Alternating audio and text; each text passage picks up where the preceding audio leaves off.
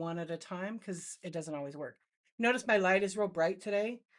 I have it set up so I can answer some questions and explain how to do some of the lighting. So welcome in, you guys. I hope everybody's doing good. Um, no, I'm new to Whatnot. Don't steal my line. Oh, you're super welcome. You're super welcome. Yeah, from JJ Shopper's show. Wasn't that fun? Wasn't that really fun? It was. And I have some tips for people on that kind of stuff. Hello, welcome in. Okay, so let me I got YouTube going. Let me get Facebook on real quick. So what I'm doing right now is I'm turning on multicasting, which is something you can do to have your shows go to another platform. Wait. Oh yeah, Facebook just got messed up. That's okay. We don't need it. Okay. So nice to see you guys. My name's Dee. I go by D Archivist. Good morning, Kimmy D. I hope you're doing good. I caught a little tail end of your show. I loved it. I loved it. I just lurked. Yeah, 10 out of 10. My name's Dee. I go by D Archivist. I've been going live on Whatnot for a long time. I've been a seller for 3.5 years. I've been on the app for 4 years, but kind of over 4 years actually. Just checking it out. I wasn't sure I was going to commit to this live selling thing. Yeah. Anyway, so I've been doing that, and I've been actually going live every single day. Yeah, I'm kind of exhausted. Some shows are short, some shows are long. But after all that, I've been going live every day since June 1st, 2024. So that's over 660. I think, I don't know what number it is. I messed up on my count, but it's like 600, just say 663 or four or two every day. So some shows I chat, some shows I sell stuff in the buy it now, some shows I do auctions. I mean, I did a lot of different things, and I'm getting ready to go into a new double challenge. Um, Probably the second week of April, I'm going to kick that off. Yeah. Oh, wait till my 667 show. Yeah, 6-7. But that's just something I took on. I did a 365 project first where I went live every day for a year. And hey, life happens, right? You still have to do all those other things. And so life happened. Life was really hard during that time. But I just forced myself to push through it. And this 600 to 700 is a challenge. But regardless, here I am. Good morning. I actually almost pushed this show off because I've been under the weather, so my voice, I don't know how long my voice will last. Hopefully it'll last a little bit. I've got some tea going. I've got some nice water over here. So I'm going to probably brush through these quickly. My agenda today is show production. Okay. So with show production, this is like this part will be the before part. Okay, what do you need to go live on Whatnot, right? Because a lot of people think you need, thank you so much. A lot of people think that you need like all this fancy equipment. Oh, D does OBS. That's why I have the scrolling text down here, right? You don't need any of that stuff. When you start out, obviously the obvious first, you need to have a seller account, right? Number one. So, find a seller you like, get their referral code, you get approved instantly. I mean, most people get approved instantly, but there's like certain things you have to do, and they have promotions all the time. So it just depends when you sign up, but you want to go live like right away. But you can't just go live when you don't know what to sell, you don't know how to get organized, right? You could go live and then have your show flop and then you decide to quit. Andy, okay, should I do it now? Okay, hold on. I'd make a little envy sticker or a big one, really. Like, can you make one? Andy, make an envy stickers. We'll just, yeah. And you could quit for the day. It's okay to quit if it's not working for you, but having one or two shows unprepared, it's just, it's going to make you feel overwhelmed. It's going to make you give up real easy, right? And be discouraged. Perfect. Perfect. I love it. Good morning. So before you actually hit the go live button, it's not really say go live, by the way. It says start show or start stream, right? What does that button say? Let's see. I'm gonna go because I forget. It says start. Start show. It's not go live. It's start show.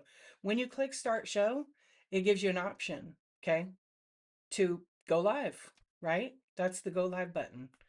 And so once you do that, you have to be prepared. So how are you going to prepare for a show? First of all, once you have the account, you need to figure out like what are you going to sell? What are you going to sell? So if you have inventory, great. So with that in mind, how are you going to prep for your show? Well, first thing is, are you going to do preloaded items? Right? Are you going to list the item like I have like here's an item. It's a buy it now item, but I'll just pin it. Um I'll pin this item. So this is a lot of crap, right? It says show more, show less, but I put all the detail in there because this is like a bin item. I don't need to like run these unless I'm running a show with them. But when I'm running a show with them, the description is a lot smaller. So you have to decide that. But how are you going to organize it if you do an item like this, right? How are you, and I know on YouTube when you're watching this, so how are you going to keep track and organize? With that last listing, it said what the item was, the picture showed what the item was, and the description was brief and just a summary of what actually it is. Because the first concern with a lot of people is the shipping. Why is it shipping $4 for that tiny little piece of cardboard? Well, because that's what shipping costs. And actually, we have the best rates on whatnot. But with an item like this, for example, Sam, I'm running a whole bunch of one type of item, and they're all pretty much the same in size and weight. Maybe it's like small boys t-shirts, right? But my description says F001A, 1 through 3 ounce. How am I going to track that on the other side of it when I am done with my show? So these are all important things. Like obviously, I might change this. And so instead of, and it's not no 1 to 3 ounce, but say it's boys small shirts, 4 to 7 ounce because they're young, right? And then what happens is whatnot, I'll pin it, and now I've changed the description to be if I'm only running that one thing, right? Depending, this is for people that like to just do random pools and things, okay? You could do like this. But when you're done, are you labeling these items? So it's a good idea to either get blue tape, write on the blue tape a number or something, or get stickers that have numbers already on them. And then just make sure you have enough numbers, like you don't run out of numbers and then you have to re-enter it because it might take a little bit of time. But for me, I like a preloaded show. My Buy It Now is a great example of what a preloaded show looks like. And all of those items could be in my auction tab. I want to have them within arm's reach or in my station, right? So currently my setup, I'm on my computer, so I am streaming with OBS, but I can add a camera on the fly. My setup is I have shelves like on this side of the wall here, and it's like a U shape, right? And then the shelves behind me, that little one connects to the U shape. The big one is not NFS, it's the T's, I know. But it's kind of like a lot going on, right? So some people could choose to have a background that's just clean. There's nothing there but a shelf or a table with your product, right? It's good because some people it's too much, like too distracting. Sometimes I can blur out my background. I can do different things. Um, yes, correct. So, you know, you can choose what you want. Just remember, you want to constantly sell. ABS, always be selling. Okay? Always be selling because you could make it I could turn it on where I could just have my camera showing the entire screen. So I have like a small camera right here, okay? And I show the item, and as I show it and it sells, I always do this number one important thing. This will save you time. Because who wants to go back and watch video receipts if you don't label anything? Good morning. I'll explain that, deals. Deals for real. I'll explain that. I talked about that earlier. Yes, and I think it's because of the way I have it. It's in a MacBook. It's got the camera built in. That's one feature it doesn't do. Plus, when you have enough light, it's not trying to fight over what to focus on. Yeah, it's trying not to fight on it. Also, the other camera that I have doesn't do that. It does that shaking pulsation with the cameras, especially on the phone, right? Yeah. I have my other camera here. I'll show you guys examples because we can talk about equipment. So these are things you need to know, right? This is going to be available for replay with any purchase. Okay, so you got to be organized. You got to figure out a way for you, not the people watching, right? Not the people watching, but for you.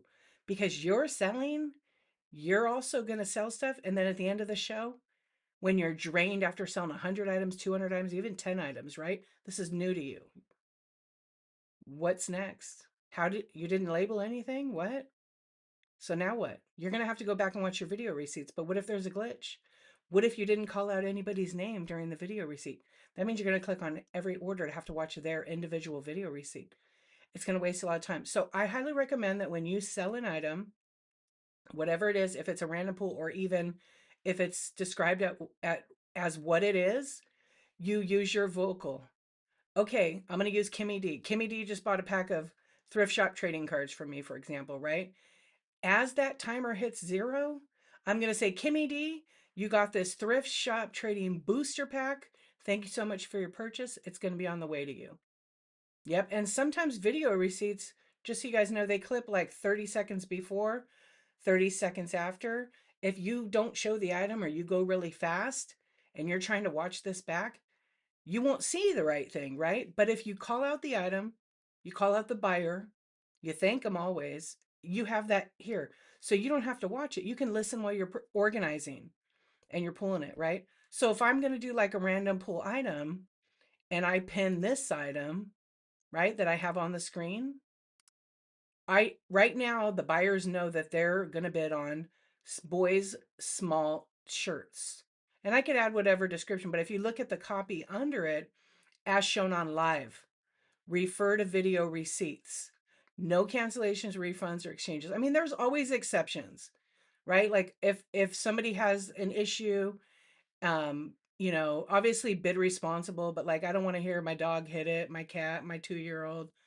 You be a responsible bidder. That is all part of it, right? I fell asleep and swiped. If people are all bidding on it, then I usually don't cancel it. I don't allow them to. Um, but again, every situation is different, right? But you would get the one item shown on live, and I just want you to be responsible for that. Um, because now Whatnot will charge the seller a cancellation fee. We're not going to get into terms or any of that. Good morning. Anyway, so just so you know, organize your show. Know what inventory you're going to have. Figure out a way to label it. So there's like blue tape, right? If you don't buy the number stickers, they sell number stickers. They're probably like $5 to $10, and they have sheets, and they're like 1 through 100 stickers. I don't even have any in front of me, but or you can use blue tape and you can peel some off. But to be honest, sometimes the blue tape takes longer. You can also use item price tags. So when you sell an item, you could set up your thermal printer and you can print those as they sell. Okay. Hello. So you could do that too. It's not automated, but if you have your printer set up, you could do it pretty good. Watch some of the jewelry sellers. They do that sticker all the time. Who does anybody here use price item tags? You have to buy a separate sticker, but you could do it on your thermal printer. And when it sells, you just hit print. I mean, it's nice when you have like a separate computer. Okay, let's talk about this. So we talked about being organized. How do you prep your products before the show? So are you just pulling stuff random, cleaning it? You want to figure that out, depending on what you sell, right? Some people take clothing, for example. Some people like I'll give someone for an example that does this all the time. You guys may not have any idea. And it might seem silly to you, but when you're presenting something, you want it to look good, right? So people bid on it. Live and Bliss Vintage. She presses the clothes, you guys. She steams the clothing. Some people don't launder things. She launders it. There's a couple other people that I bought clothes from, and I don't really buy clothing on here. And when I open it out of the box, it smells so good. It's like fresh laundry. I'm hooked. I'm coming back to their show. I will shop with them. It makes a huge difference. What's up, Vava Booms? How you doing? Yeah. Let's see. I missed a couple people. Hello, Mickey. How are you?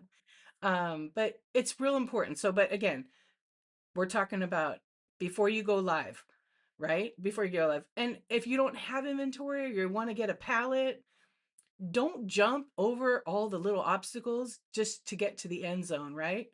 Don't do that. You have to start look around your house. What kind of items do you have around your house that, not your couch, not your fridge, not your kitchen table, but like more smaller things that would fit like inside a 12 by 12 by 12 box, right? One of my suggestions is try to pick things that are all like in size and weight when they ship. It could be clothes, shoes, different things. Figure it out.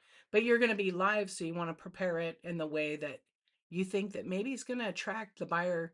You want to make it look good. So good lighting, White backgrounds always look good. Even black backgrounds look good. So prepping it, that's kind of like the way to go. Everybody has their little tip or their little trick. Sometimes, less is more, like in your stream when you have a real clean space, right? Um, okay, let's see. So before you hit live, you want to do all that. The other thing you want to do before you go live is you want to make sure that your internet connection is good on your phone. I mean, a huge chunk of people go live on their cell phones, right? That's all you need. We can talk about equipment and we can talk about going live. All you need is a cell phone with a good data plan. And of course, there are exceptions. You could live out in the country and you're in a very rural area and there's terrible internet. Okay, there have been a few people that have had that issue and they've kind of resolved it with, an expensive internet plan. But you have to test it. So probably a good idea is to do rehearsal mode. That's within the app, or schedule a show, make it private, and then go live and invite a couple of friends. You can always tag them in your show. With a private show, nobody can enter the show unless they've been invited or shared the link. Every now and then, a Whatnot employee will come into your stream, even if it's private. You won't see them pop up with their name, but they'll be there. And that's totally okay. I've had that happen to me a few times. It's kind of funny, right? Because you're like, wait, is it public? Because sometimes there's a glitch and that happens. But it's not very often. But it's a good way. You can get your friends to, like, critique you in a positive manner, like, hey, your camera angle looks good. Or, I can see you, I can hear you, that kind of checkpoint. Because the automated one that they have, rehearsal mode, a simulation to walk you through it, like it teaches you all the steps. I highly recommend people doing that. But you don't have to do that, but the private shows are the best. Okay, so we've got all that. Good morning, hello. So one of the things I think is with the phone, the number one thing to do before you actually go live, once you're all ready with your inventory and things, is to take your phone and clean off the lens. So a lot of people, I'm going to show, so I have an iPhone, okay? So a lot of people, this is my show for tomorrow night. Or no, I don't know. I'm missing a show. I am missing a show. Oh, that's what that show was last night. Okay. So all you need is your iPhone, right? Or your Android. I don't recommend going live on a tablet unless you have a pretty good internet connection, right? And you have a newer iPad, because the camera quality might be not great. It might be okay. I'll have to go live on the iPad actually one of these days. Clean the lens. So get some kind of cloth. A lot of people go live and they use this side, which is the selfie side.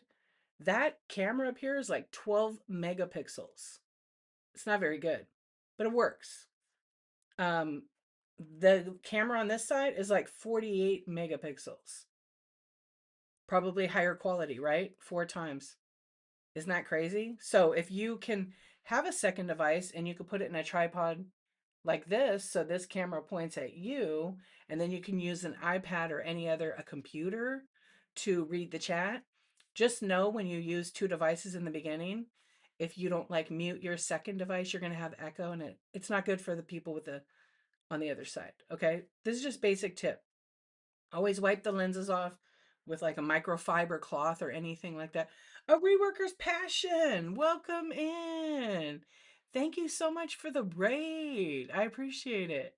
Welcome in. Let me guess. Soap, lotion, scrub a dub dub. What is up? All the soapies. Welcome in. Welcome in. Lotion. Lotion. And here I am. I love the lotion. A reworker's passion's lotion. I'm soft. It's so good. It smells so good. It's always here, but look what happened. Look what happened. That's my second one. I need a refill. It's so good. All right, everybody have a drink. Everybody have a drink. It's really good. Thank you very much for the rate. Congratulations. It's really amazing. I have another one here. I think it's my third one. No, I bet my kids stole it. It was on my desk. Kids. It had a hole in it. No, it's like so amazing. My skin is really soft. It already is, but not to brag. But the lotion is incredible. And then when you put it on, it's like a whole experience. It's just, they did. My daughter did. Thank you for your purchase. The Hello Kitty. Thank you. Thank you. Yeah. Okay. So we were just talking about show production. But everybody make sure you hydrate, okay? Thank you. Thank you again, once. And follow a Reworker's Passion. She does all kinds of things. She has a great Mindset Monday chat. She's rocking like a 5.0 review, I'm pretty sure. Let's see. I always look at the profile and I like to read that sometimes. Yeah, 5.0 with over 5,000 reviews. Almost 20,000 items sold, you guys. Thank you, Vava Vooms. I appreciate your purchase in your business. Thank you. You like my thumbnail? Thank you. I drew it. It's myself. I did a selfie. I wanted to just do something different. I'm no artist, but you know what? I didn't want to use AI. I didn't. My daughter is pissed off at me already about AI, by the way. She's an artist, right? So, and I am too, but 20K, you're going to do it. You're going to do it. So, follow a Reworker's Passion. It's Leslie. It's handcrafted soap, crochet, and upcycle. And let's not forget skincare. Yeah. She has a lot of great chats. They resonate with me. Like, sometimes like you think about stuff and then it you forget about it. And then someone says something that just sparks that little fire in you and you're like, yeah, that's right. That's right. Go back to that thinking. Yeah.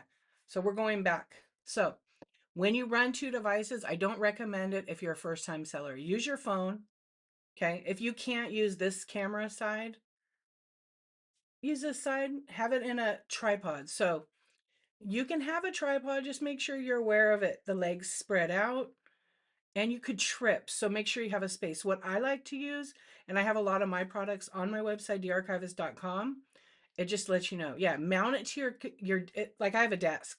So I have a chair, but I have like a standing desk. So I could stand up, right? I just have to raise this over here, but always make sure you have, like, for example, my camera is not really in front of me. If I sat straight like this, it's here. My computer is here, but my laptop's over here. So I turn over here and I have my lighting.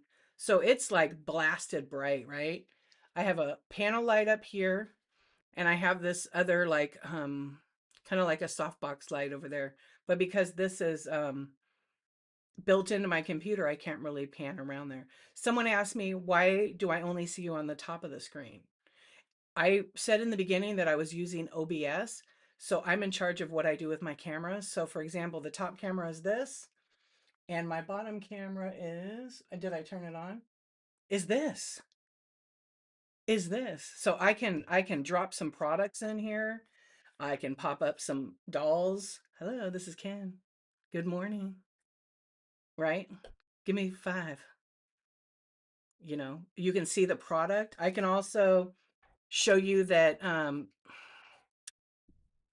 have a little black book here and I'm putting all the sellers' names who give me trouble. So let's see who's in there. Oh, look, first one. First one, D Archivist. There's another one in here who was giving me a hard time yesterday. I don't know if she's in here. I got busted, I got busted by Corporate Goth.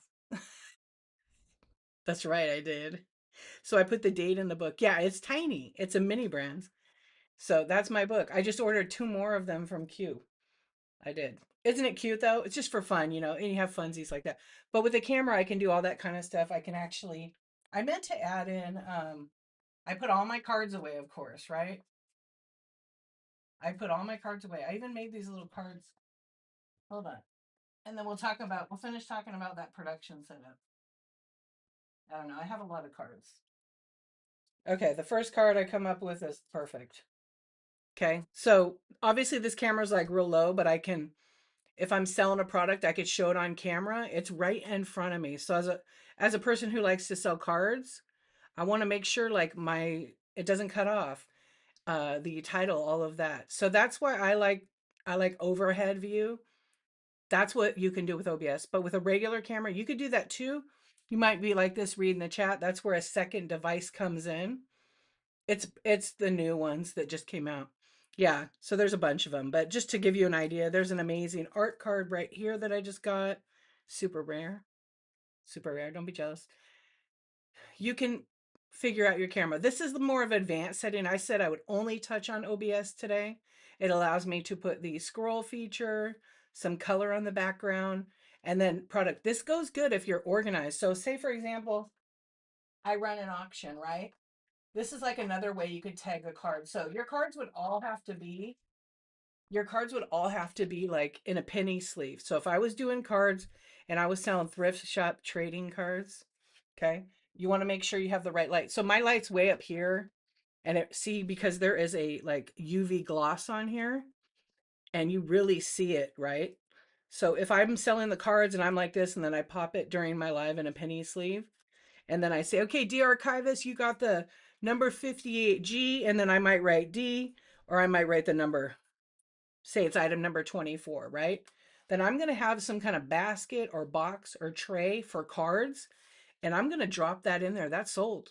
So when this show is all over, I can grab all that stuff and process it as needed. But going back like the second device, I have a computer. I also have my phone still here, right? My stuff's sideways. So hold on, let me undo this. So for people that use a second device like by itself in general, you can have that next to you. There, we just locked that in place. Oh wait, we got to go up a little bit and make it a little bigger so you can see it, right? And because of the height of where my mount is, so I have a small rig. I'll turn it off and show you guys. We'll talk about equipment next. Okay. So if I have, let's get the iPad out. Let's see. Hopefully it's charged. I think it's charged. I'm not a big fan of using an iPad because look how big it is. It's too big. Where am I going to put it? It's in my way. But if you have a stand and you could put it in, great. That would be like another thing to worry about. Yeah, it's big. This is not mine. I stole it from my husband. It's his. But to me, it's too much. I'd rather just do it on my computer. But if I am and I'm using this phone that's here as my second device, right? And it's just streaming this phone, then I'm going to have this propped up in a mount or a bracket. I actually have a bracket. It goes in the corner over here, and then I can just read the chat. But I can control everything on my phone because I have it in a tabletop. Actually, I have one right here. I'll show you guys. The Sassy Goat. Thank you for the raid. Welcome in. Welcome in. Welcome in. How's it going? Yo, kitty cats. Meow. I don't have any goats. I mean, I have a goat. I have a goat. Hold on. Yeah, I have all kinds of stuff. Let me tell you. Yeah, I was the first on Whatnot to have the goat.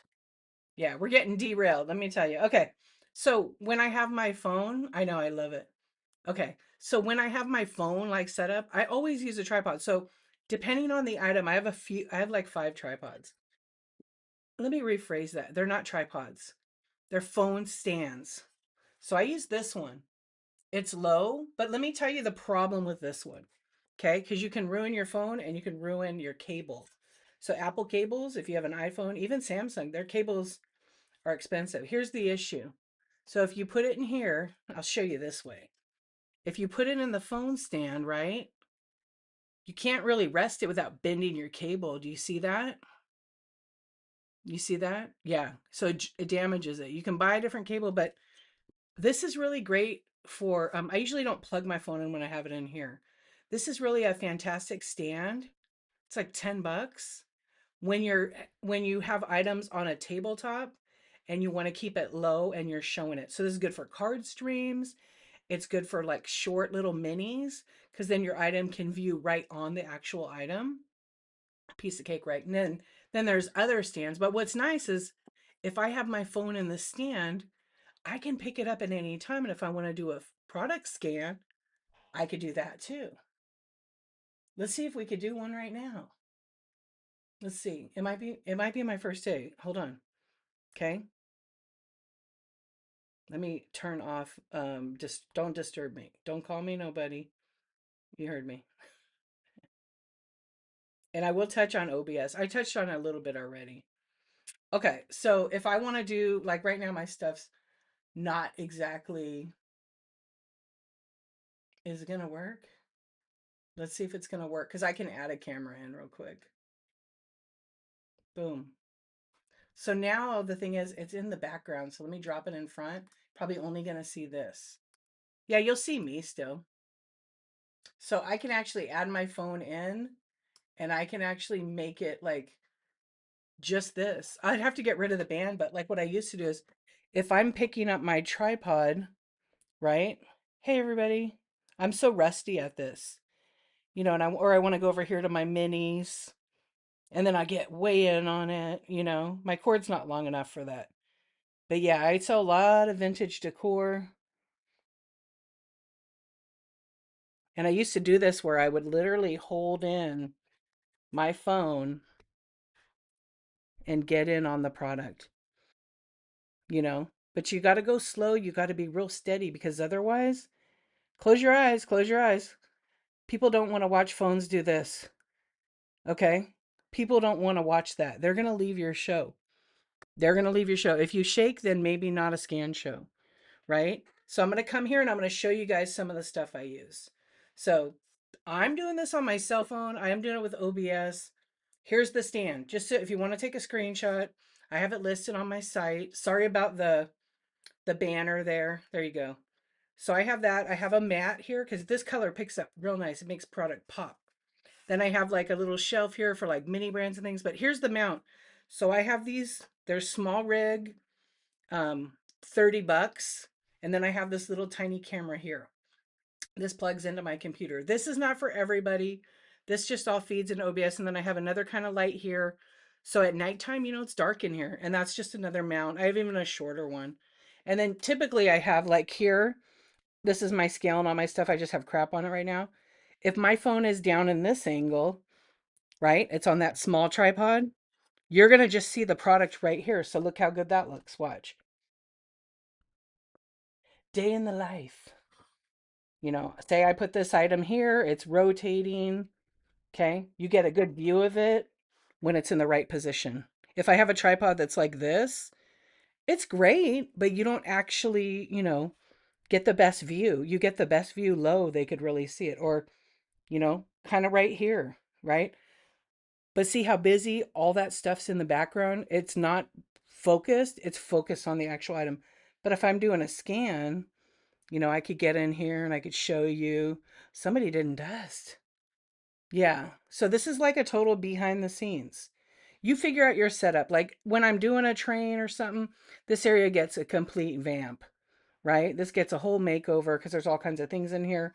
And there's usually nothing in this space except either the scale or my rotating stand right here. Pretty much those two is what I go by. So I am going to turn that off or it's going to make you dizzy when I move it around. Yeah. So, but see, I still have this camera here. There's my phone. But this side of your camera is the best side. Okay. Even on the iPad, right? Even on the iPad. So, there's the cameras. Always clean those first. And then because and don't do them with your t-shirt or your finger. I'm gonna probably get some and put them in my bag. I don't even know where they are. I had a bunch of microfibers. They're buried in here. I have tons of them. Why are they not? Oh, my bad. Yeah, I always use a microfiber and I just literally wipe it off right before my show. And you can't help it when you hold it. You hold your phone, right? And you're like this, and then you end up grabbing the top of it. So clean it always before you go live and maybe tell people, okay, I'm wiping my camera off because it will make a difference. It will absolutely make a difference. Okay, let me see if I missed any questions. Yeah, and this hey, what's up? I do have a lot of good vintage stuff and I still have more, but I'll get back to that. I will. I've been liking, to be honest, I've been liking shipping the small stuff. It's just with my time and some schedule stuff, it has been better. Yeah, Vava Vooms, I run it from a MacBook Pro. Um, my computer's like 3 years old. It has never heated up. It has never ran, like it's never been loud. It's pretty quiet. One of the things with OBS though that you have, we'll cover that in a little bit, is you got to have a wired internet connection. You could do wireless, you could, but you may face some glitches or some slowdowns, but you absolutely can. It just doesn't give you accurate speed. I know there's people that do like OBS, like Andy. Andy is here. He does everything wireless. Am I correct saying that? I think so. He uses his phone. You don't use a computer, do you? Yeah, you do. Bonnie, hello, my friend. How are you? I was thinking about you yesterday. Totally wireless. Check out Andy streams. He's OBS. He's like Yoda, OBS Yoda. He really is. But it's always interesting. Like in the beginning, my brain is wireless too. Maybe that's why we're friends. Yeah. With I know I miss you too. It's been a minute. I was actually gonna message you the other day. I hope you're good. It's good to see you. Um, anyway, OBS. You need a computer for it, Mac or PC. It's best to have a wired internet connection, but if you have a pretty good wireless connection, it's going to be fine. I just noticed for me when I did wireless in the house on the computer, with the phone might be better, is that sometimes it would lag and there would be a delay to YouTube because I multicast. I mean, there always is a lag there, but it would be kind of laggy in the app. Like I might freeze. But once it gets going, it's fine. Yeah. Okay, let me go back to make sure you have the goat. Are there any rooms you would recommend if I was looking for a laptop? Any rooms? Oh, I don't actually, for me, I don't have any rooms with computers or electronics that I would actually recommend because I don't really, people sell all kinds of different things. Some are open box. Some of them, the thing is with computers, and I'll just say this, it's not that I'm saying that people can't be trusted in electronics. It's just that you're buying an electronic piece that's going to have zero warranty. So if you're going to make that kind of investment, you're better off buying like open box somewhere else. And that's the truth. I know I should be saying that here, but if you're going to invest some money, like if you're going to buy, a Mac computer or you're going to buy an Apple and you want like a gaming laptop, I would absolutely buy open box if you could help it with a warranty just because no seller is going to give you a 1 year or 2 year or 3 year. And sure, you might get it cheap, but you don't know how old that device is. You don't know if it's locked. You don't know if it belongs to a business. That's just me. But it's best to really kind of buy, I mean, refurbished and newer are gone through the same exact process, just so you know. Yeah. So just know, guys, you don't have to use OBS. I'm going to actually do another show production all about OBS. I'm going to try to share my screen to show people how to kind of set it up. Because it's a basic way and then there's the professional way, right? All you need is the extra camera, a mic. Oh my gosh, are you? Can you have a cooking show or something? What's up, JJ Shaver? How are you? Okay, we could ask. We could ask. I think tips. I actually think tips, but what do I know? Rice pilaf is good. That's all Julie eats. I bought a card today, Julie. Yeah, I'm gonna have Thriftworks make one with you in a gigantic life-size bowl of rice pilaf with a big giant deer next to it. I'm totally kidding. What? I told you to make that rice pilaf card. See, as soon as I start laughing, I'm gonna lose my voice. Okay, hold on. Yeah, so we'll see. This might be a part two. Okay, the question is, yeah, how many more days, Julie? Are you just counting them down? Yes, thank you. I appreciate that. I saw a great seller go live with OBS selling clothes and it was horrible. So many glitches. It happens. We're humans. Some of us are humans. At the end of the day, we don't control how the internet works. We don't control our computer devices. They will screw up. They are all, they're not human, obviously, but okay. Let me see here. I'm going to put a poll in. Hey, you know what's weird? Bonnie, thank you. Wait. Thank you for the tip. Thank you. It's our boy. It's our boy, Danny. Danny. Thank you for the tip. These are fun things you can do with OBS. I appreciate you. Thank you. Yes, you get some Danny for tips. Some of us are definitely reptilian. What's up, beast? Calm beast. How you doing? I say both ways. Okay. What was the poll question again? If people like, okay, as a seller,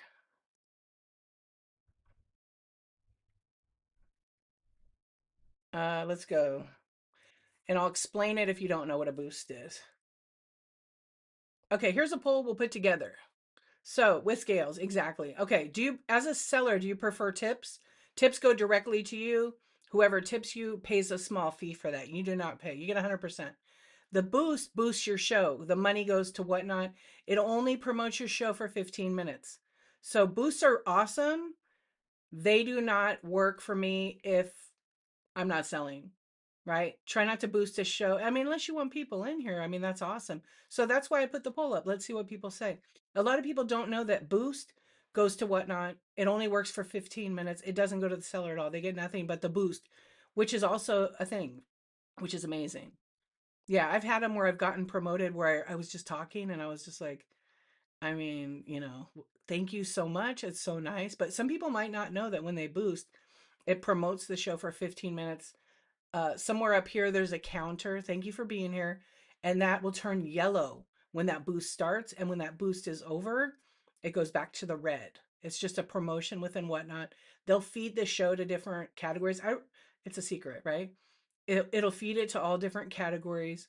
And then all of a sudden on your screen, you'll see like, happy mama, join the stream through the link or whatever. It only shows the seller what it says. Tips all day. Yeah, look, 95% of people. So apparently, just so you guys know, if you didn't know how a tipped work, let's see who's on right now. Okay, let me see real quick who's on because I want to show you where the button is so you know. Because people ask, then we're going to go back to all this production business. We'll go to ThriftWorks. Let me mute him. Okay, so see right here, and my screen is pretty, okay. See if you swipe away, it goes away. Okay. So over here is boost. So Whatnot recently just told us, because we said, why did it used to be tips. Okay. Yeah. It used to be, I'm going to go on agenda and then we'll talk about all that. Absolutely. So, it used to be tips, but apparently he's permanently on mute. Back in the day, what happened was, it used to say tips and there was no boost, or boost was separate, I believe. But because the app store for Apple told Whatnot you can't say tips, I guess, on it. So they had to put boost there first. I don't know. But so when you click on it, here's the option. So community chat shows cannot be boosted. So if you ever go to a show and it's in a chat show category, which is a community, you can't boost one. You can only tip people. But if you're in a selling show, a regular category, it's going to have this community boost turned on and it's going to look just like this. Send a tip. You click on it and then it's going to have amounts. Okay, I don't know what information it shows. So if I go, yeah, here's the next screen. I won't show the next screen because you might get my last four digits. I mean, you can't do nothing with it. So dollar tip, right? $5, $10, $20, 50, and 100. I think there's a bunch of maximums. Like you can't do more. A seller can't get more than 500 in a day, but I've seen people get way more than that. And then you choose the amount you want. You turn that on. You add a little thank you note like, don't go to Arby's. Okay. So we're just going to do this and I'm going to put it and I'm going to go next and I'm going to send him the tip. Okay. Too late. You got it. Okay. Now watch. Don't go to Arby's today. And I just did that with a laugh. I don't know what the hell he's saying. I'll have to go back later. Anyway, that's how you do the tip. Yeah. Let's see. Oh, Kimmy D went over to laugh. Anyway, that's kind of like where the tips and the boost is. So 90, he does look excited. I know it was only $1. What's up, Kelly? He's rolling his eyes now, so I clipped it. I could look at it after. Anyway, that's pretty much how you. Oh, you know what? I really did mute him. Oh, one thing I want to show you guys, because since we're gonna get into all this production stuff, everybody asks me all the time, how do you turn on captions? Okay. So captions is up to the buyer. How it shows up, right? I don't know why he didn't have a V8 today. There we go. How it shows up is under these dots right here. Okay, nobody controls this. It's some random thing, why it's on, why it's not. I don't have it on my show because I have OBS.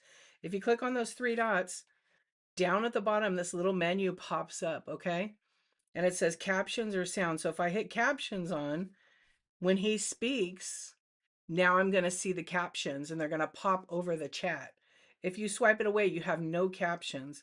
I wish that the captions were like a separate swipe over because it's really hard to, I mean, it's in a great spot.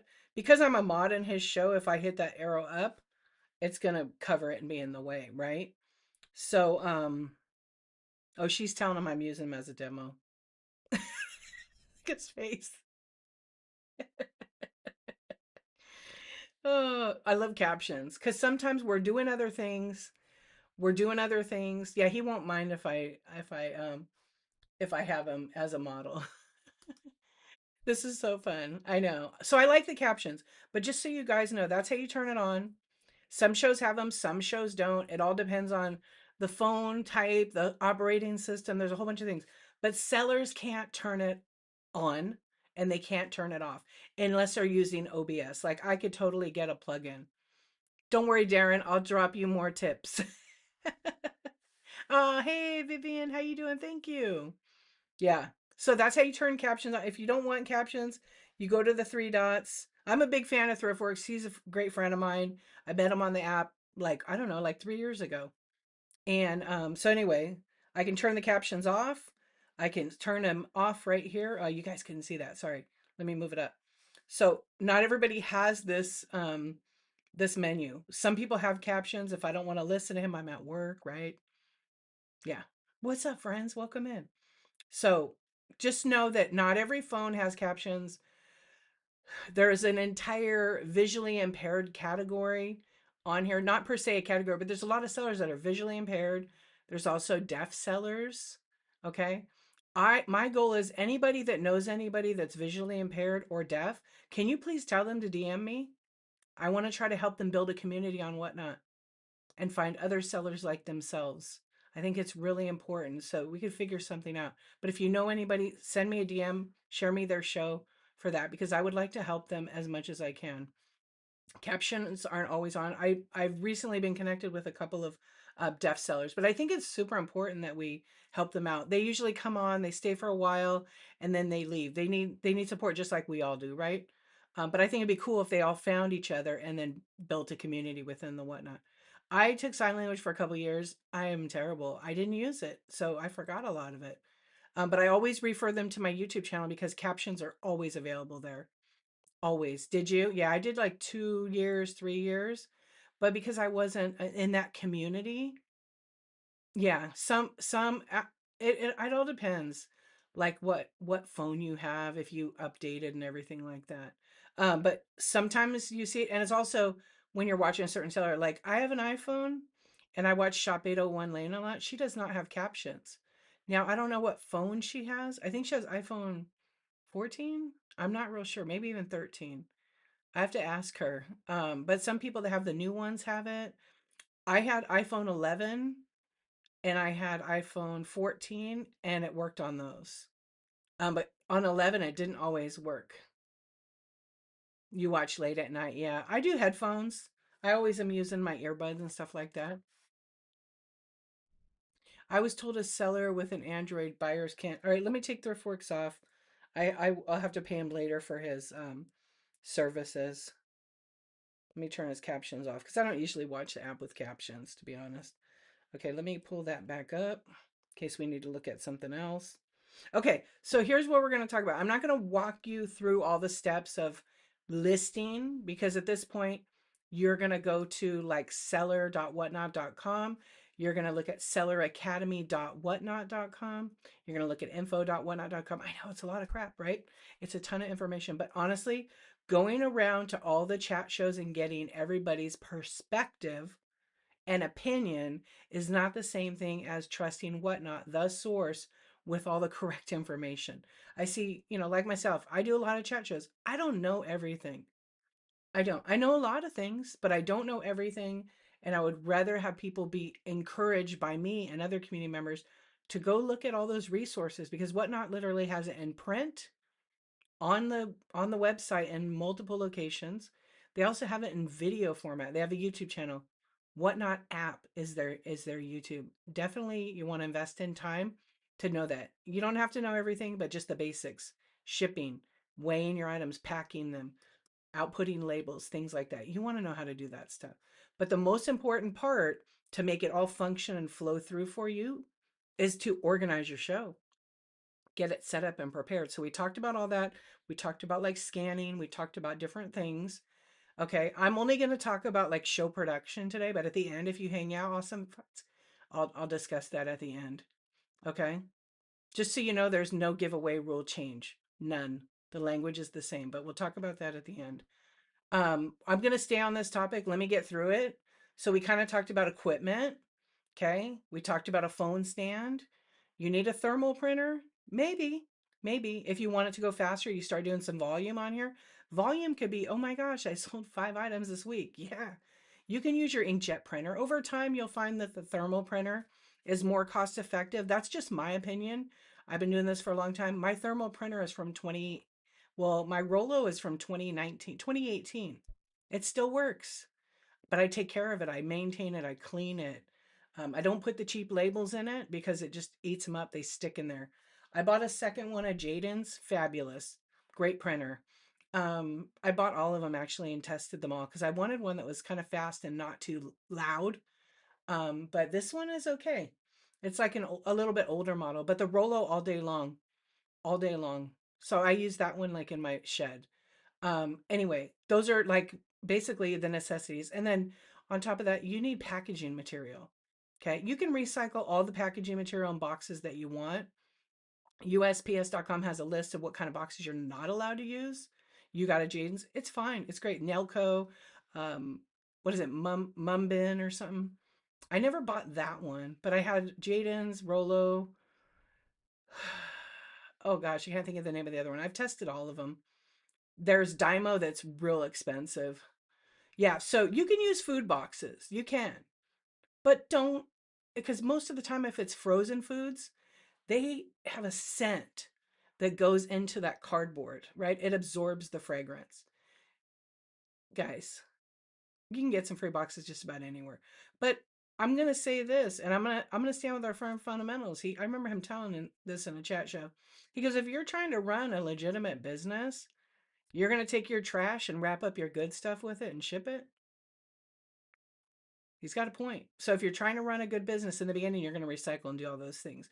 Do what works for you. But if, you know, you can get boxes and you can buy some at a decent price and put that in your cost of goods, then it might work for you. You know, all those packaging materials cost, right?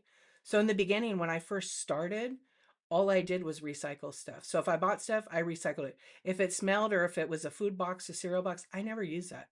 I just didn't. I would actually go to like Target or all the different stores. Back then they didn't have those machines. They would just crate them up. And but I start here's a really good tip for you guys. If you have a local corrugated box manufacturer, call them up on the phone and ask them, "Hey, do you guys ever have any like overages or any boxes you want to give away?" Because I sell online and I'm just starting out with my small business. I'm wondering if you have any packing. The first time I ever did that, this guy's like, "Yeah, why don't you come tomorrow? Bring a truck." I go, and this guy had literally half of a warehouse full of packaging on one side of his business. He goes, "Take whatever you want." So I said, "Well, I just need boxes this size." He gave me like 200. He gave me bubble, everything. Do I ever reuse bubble mailers? It depends. It depends how beat up it is. I also, now I want it to look good. You know, sometimes I'll reuse stuff, but I buy a lot of packaging. Let me move that. Yeah, it's completely up to you. For me, when I get a package in the mail, like I see all kinds of different packaging, and not everybody cares. They just throw it in a box. Like I can't do that. That's just me. I'm like a paper, I'm newsprint, I'll buy those rolls. I don't go through it like I used to, but sometimes I'm buying packaging materials a few $100s in a month. But I always buy it like wholesale costs. I really shop around. Like Granger is a great site. I don't know anybody on Whatnot that sells it, or I would refer you here. Like I said, darchives.com has tons of lists of resources for that. But look local, then you don't have to pay shipping and things like that. You do nicer packaging for your products and recycled, like whoa, for garage sale stuff. Yeah. I mean, I try to I don't care if the item costs $1 or the item costs $5,000. It's getting packaged literally the same. I mean, obviously if it's going to go in a padded envelope, versus like a box. It's going to have all that. I'm not going to pack a little thing and a big thing. They're going to be my same process. That's just how I do it. And it's because I have that system down, right? It's just because, look, I put the cost of my items into the cost of that. So if it costs me a buck for everybody's package, I have to add that buck into my cost of goods. Or maybe I add 50 cents. It just depends. Sometimes I'm spending 20, 30 minutes like on a big swung vase. That's all in that. I'll cost it into that. And if it gets bid up, great for me, right? Great for me. But if it doesn't, then now I got to rethink. Look, I just spent about $8 in packaging materials. In the beginning it's like that, not now, because my costs are not $8 for packing something. But what if somebody was new and they sold a big piece of glass, just a vase, and they sold it for $2, right? And then the fees come out, and by the time they're done they got $1.50. But now they're like, oh my gosh, it's 15 inches tall. I can't put it in a priority mail shoebox, so what do? I got to go to the office supply store and see if I can buy a box to fit this. So they go, they find a box. The box is $12. That makes no business sense to do that, right? I mean, it happens. You get in jams sometimes when you're starting out, and you don't want to price so low that, that happens. But if you want to move inventory, you got to figure it out, right? It is a reflection of you. You reuse bubbles, so if it smells fine, good. I store in a Ziploc bag. Oh, you have dogs that keeps it clean. What's up, Tramalto? Hello, friends. Yeah, so when new sellers start out, you never know how it's going to come packaged because they could be brand new to Everzone. So if you're brand new, give yourself some grace. But before you actually do all the other things that I talked about in the beginning, listen, make sure that you actually, um, here, I'll pin this. If anybody wants some stickers, you can re-watch this as many times you want for up to 60 days. Okay. So give yourself some grace. Okay. But before you plan on selling, try to gather a few packaging materials. You can reuse Amazon boxes. You can reuse most boxes, except from what I understand, you can't reuse the Priority Mail packaging materials, even if you put them in the box. You cannot misuse Priority Mail packaging materials whatsoever. So, for example, you asked if I reuse padded bubble mailers. So, there's a lot of people on the app who do massive volume. They take those Priority Mail bubble mailers and they wrap products with it. I really am not a criminal. I do not want to commit crimes and prove it by shipping you products like that. That is a federal crime, folks. Those bubble mailers that come from Priority Mail are intended for mailing only, period. Um, there's a lot of sellers that do that. They know what they're doing. There are some people that don't know that, but you're not allowed to do that. Okay. It's a $10,000 fine. And you can, hey, Liz, what's up? Thank you. No, yours is pretty good. Yours is like a 15 out of 10. Yeah, yours is a 15 out of 10. But seriously, I don't say this, I don't gain anything from it, but like, what would be the worst thing to happen to you? You get a warning from the post office. You could get several. You could actually go to jail for that. So I'm putting fear in you. Don't do it. Yeah. That's where integrity goes and matters. But you can't use any of the Priority Mail packaging in a box. You're not supposed to reuse it, from what I've been told. And it depends who you talk to at the post office. It totally depends, right? Because, maybe the clerk at the front is part-time. They just got hired in full-time. They don't care. Hey, Amy, how you doing? And I can tell you right now, you guys would not believe how many messages I get from people over the years telling me so and so sent me this, and they send me pictures, and I'm just like, no. I said you could report it or not buy from them again. It's your choice. And they stop buying from the person. Yeah. Yeah, it's real important that you guys know that. Look, we want to save as much money as we can, right? Everybody wants to save as much money as they can and get free packaging materials. But we already are. You ship priority mail. And if you didn't know, you could go to USPS.com, create an account. You can order priority mail, flat rate, free. Don't order too many because you might not use it. But if you need to get a quantity, put the right quantity because the person that's delivering this is your mail carrier. So make sure you order what you need, take care of them. And I don't care who the seller is. I don't need to know. But we end up finding out. Don't think that people on this app don't talk and go, so and so sent me. Okay, I was in a raid train and it was Hoda the Mo and Cherry Bomb Vintage, right? It was like a Christmas time one. And I got a plushie in the mail with 27 padded bubble mailers. And it was kind of perfect timing. Like they're wrong, but it was kind of funny because I was totally out of stock. I needed some. And my post office didn't have any. There was 27. There was like 12 and then like 15 above it. So I did need some, but they were like for a plushie. I mean, what? Yeah, quick restock, but don't do that. And did I talk about it in my shows and they saw it? No, they didn't, but that's how they pack stuff. And I absolutely won one of their giveaways like the week before. You remember, Kelly? Yes. And the giveaway they did the same thing. They wrapped up like I think four padded bubble mailers for like a certain item that didn't even need it could have went in a poly mailer. And then they wrapped all of those in a poly mailer to hide that they black poly mailer. They did that to hide that it was, Pride Mail. It was this thick. And I do have an unboxing of it. I do. I need to put those on my YouTube. It's literally every package, almost every package I've ever opened, I filmed for my YouTube. They're on YouTube. I just need to publish them.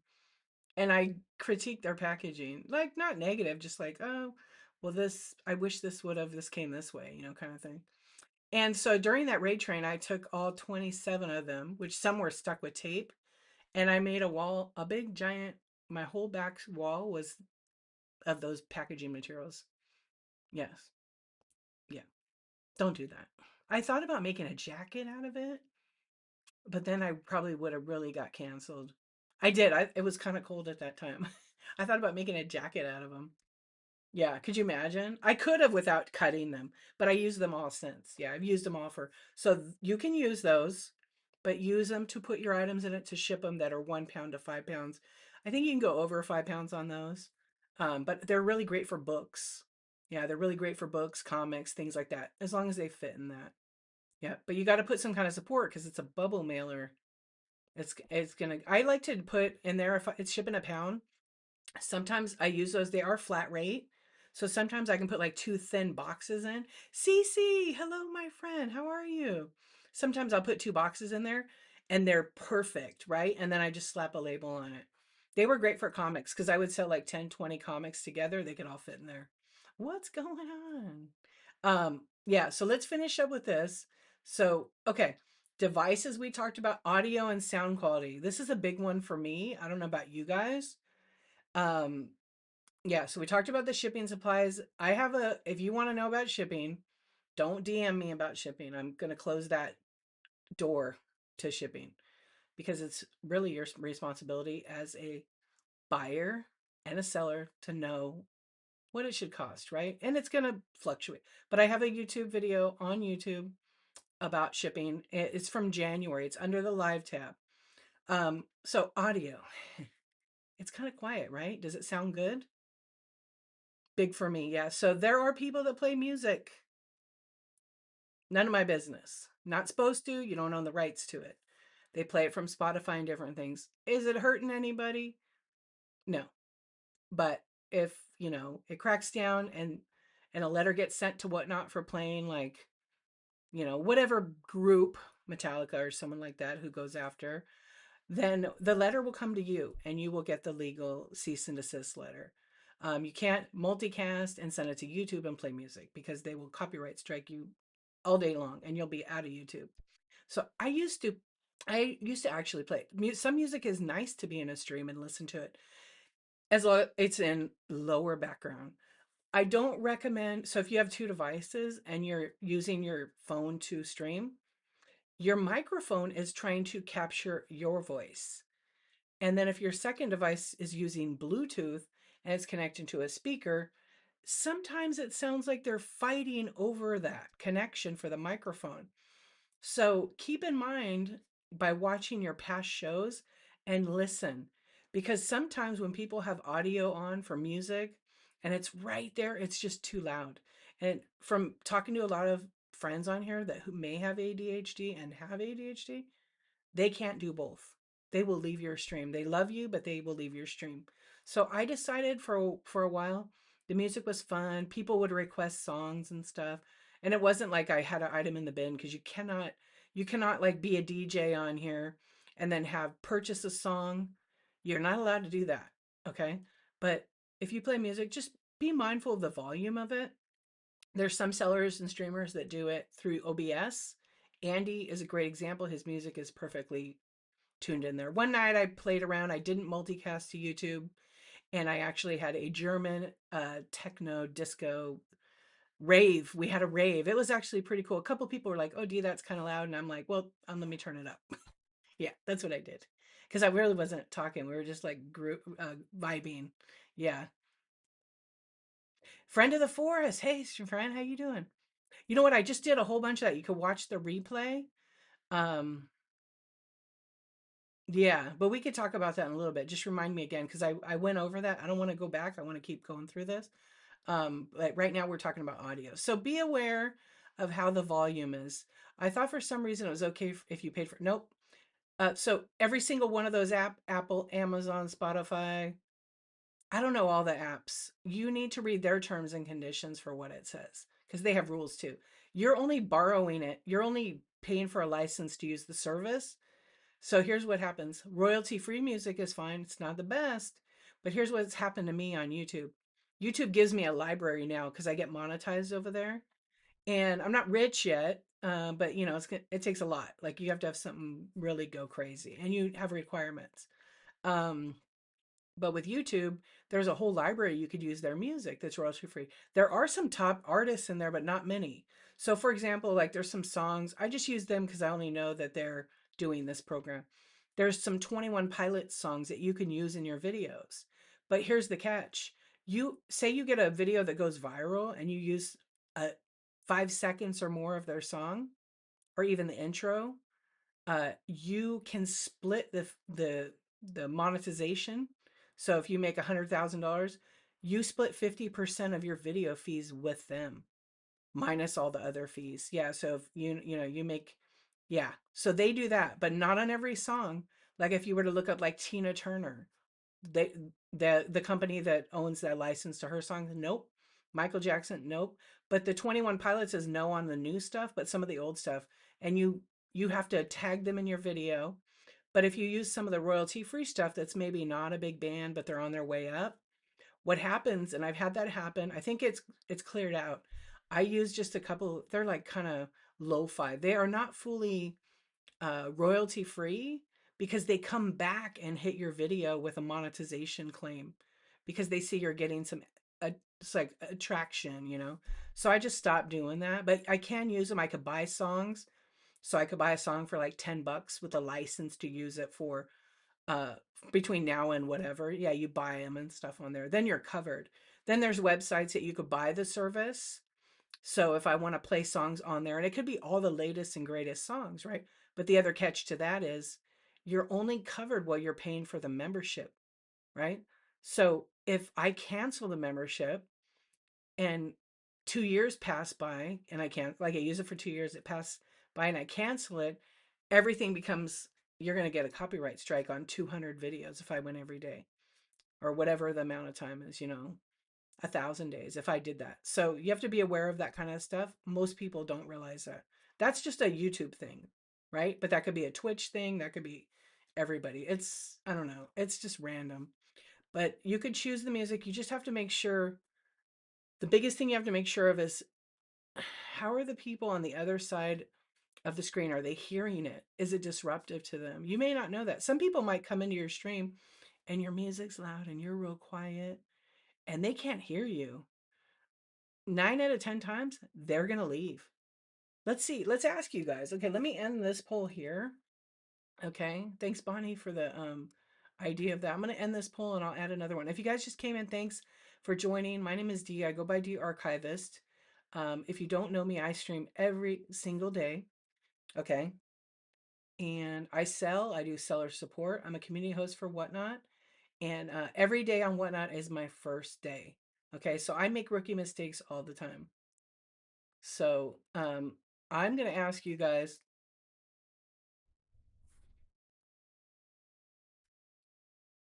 I'm going to ask you guys a poll here. Do you like music in a stream? Now, this is if you're a buyer, not as a seller, but as a buyer. No way, yes, no. Like you're neutral about it. Let that run. If it's going up, because it probably covers like it probably barely covers the top of my head. Just it should be an X on the right. You can just go out. We'll let it run for a little bit. Okay. So be mindful of the sound quality if you're using Bluetooth.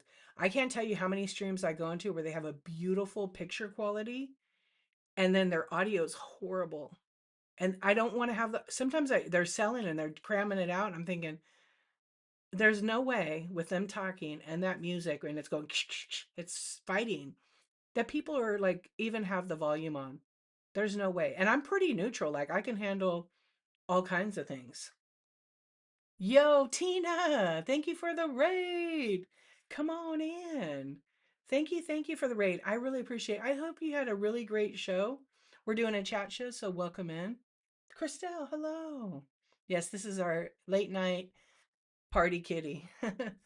You'll leave if the music's too loud. I'm hard of hearing, and that makes it really hard for me. Absolutely. Thank you, thank you. Everybody give a follow. Let me make sure we're friends. Yes, we are friends. Thank you, thank you. Thank you, Kimmy D. I appreciate you. Yeah, during the chat shows, I just am going to shout people out. Thank you. At night, if I'm not selling, I'll read your profile and everything like that. But I want to get through this production guide to help you guys. Okay, we talked a little bit about the background in the beginning.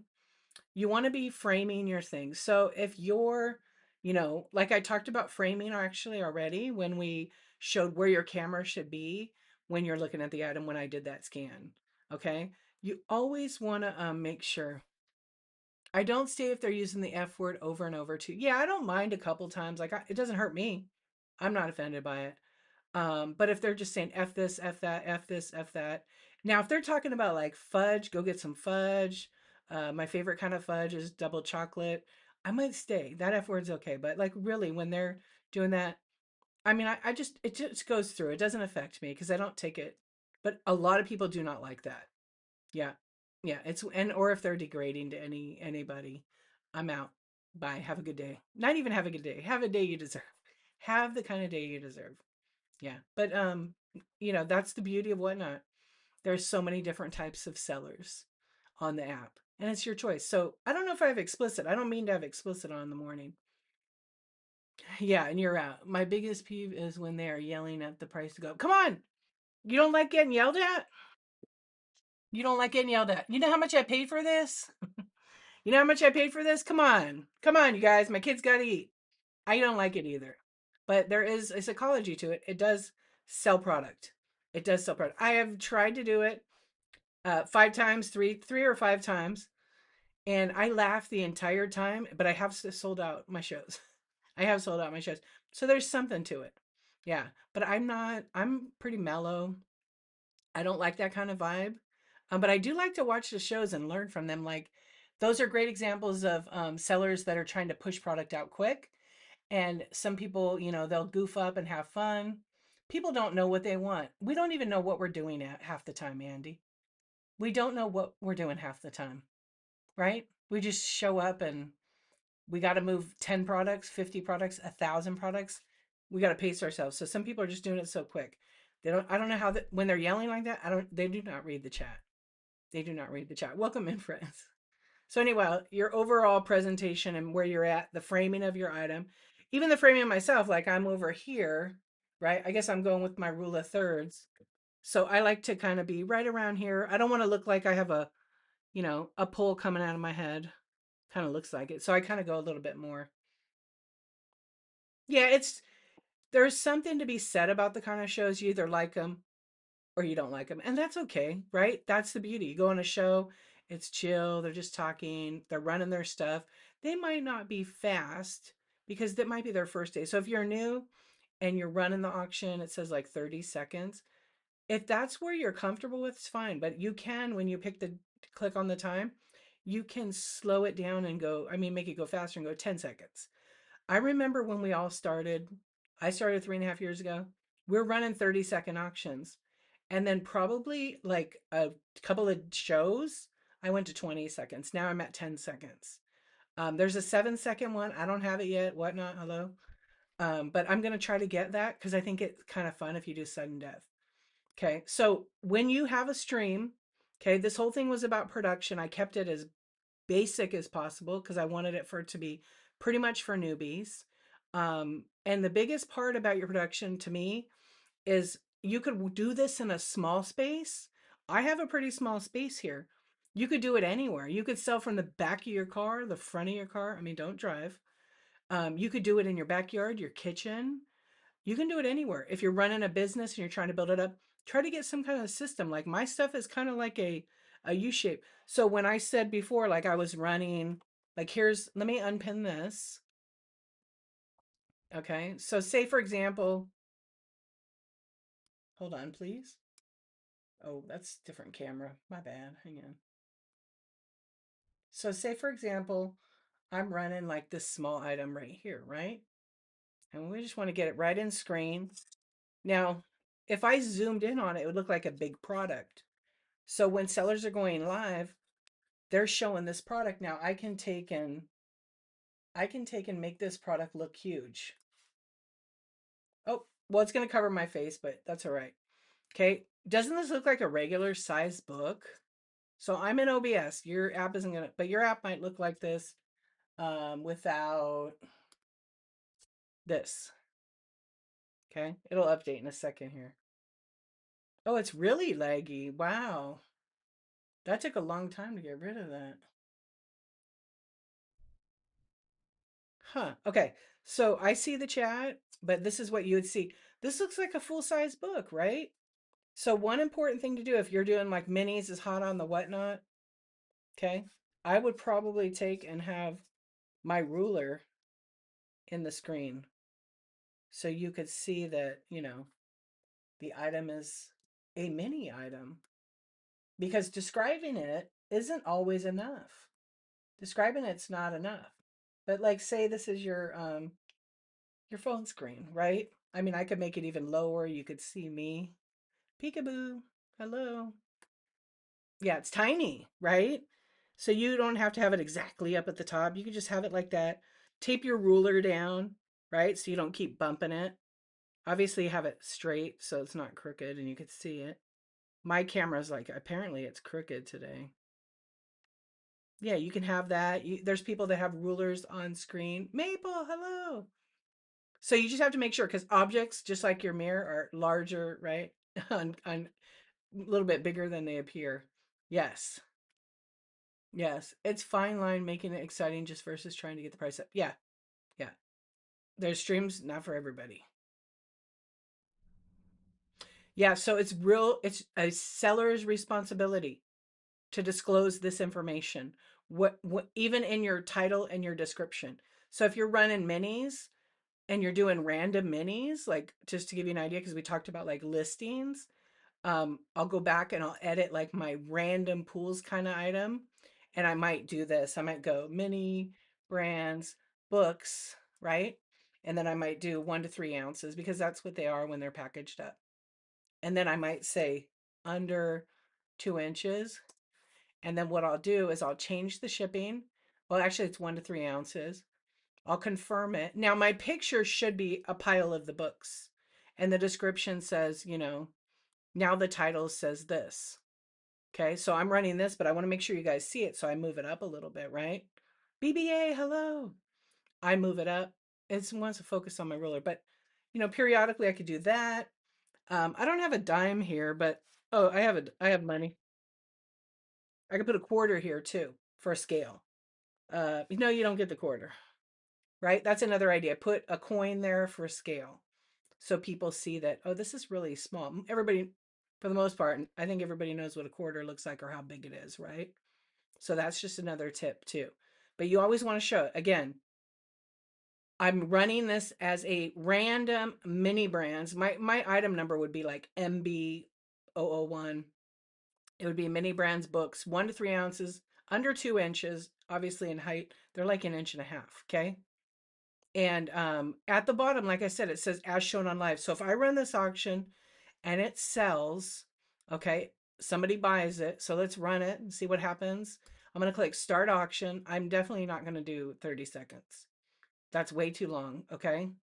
And I'm going to start it. And it's running right now. Now watch the timer. Okay, when the timer goes off, it starts. Always tell people it's running. It started. I'm gonna let this start right now. Let people.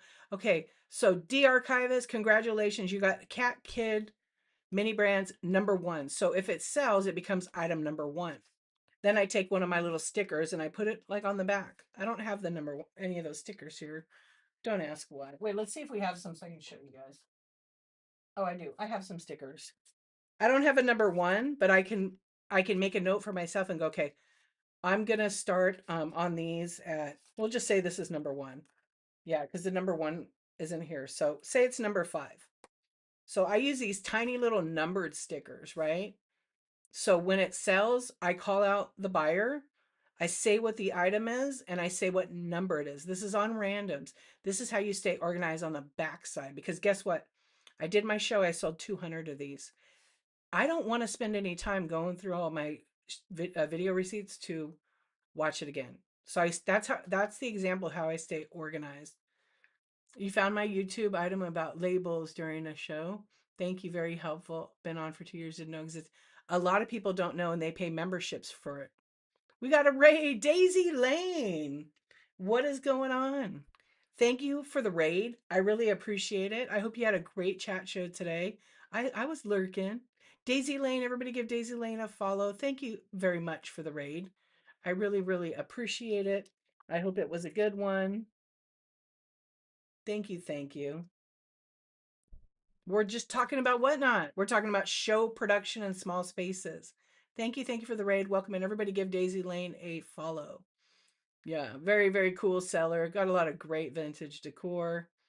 Yeah, hold on. BBA. Hey, what's up, BBA? You accidentally scrolled?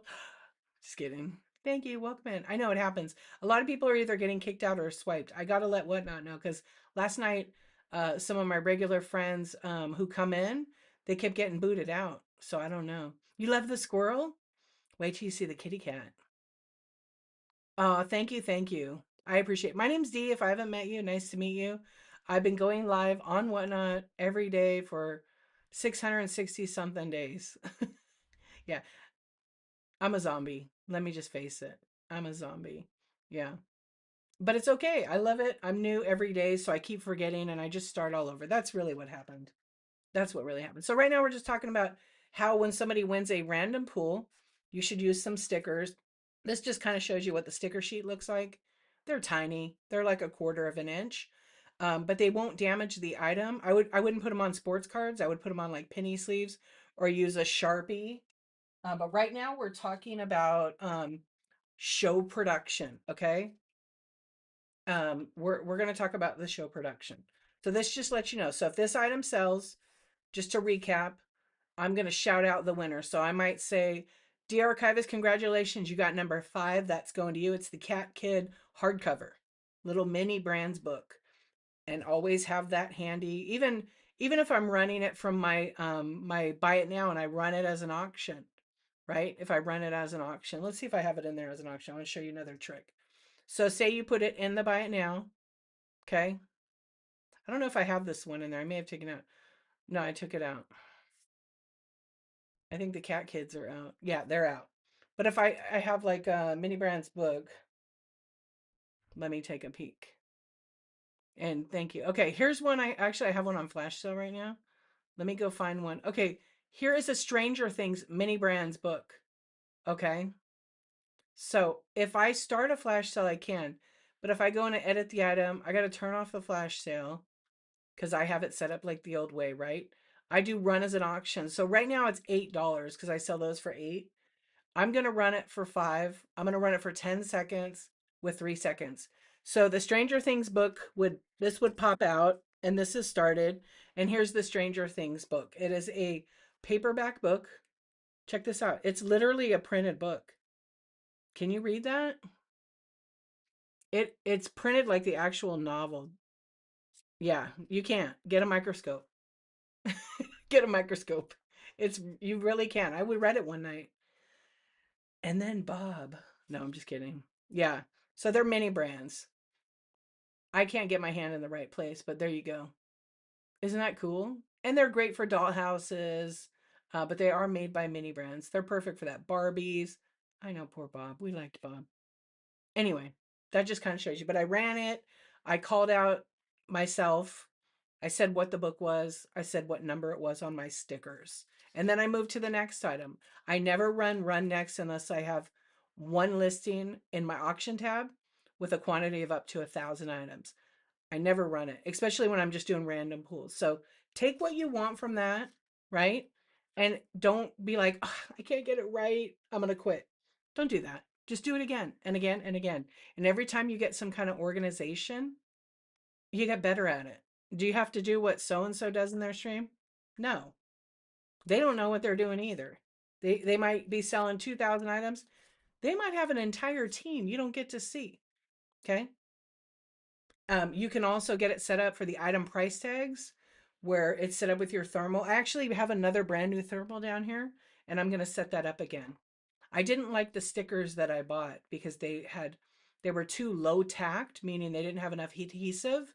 And so um, they would often fall off. So it pays to buy good thermal labels, but they costed not even a penny a piece.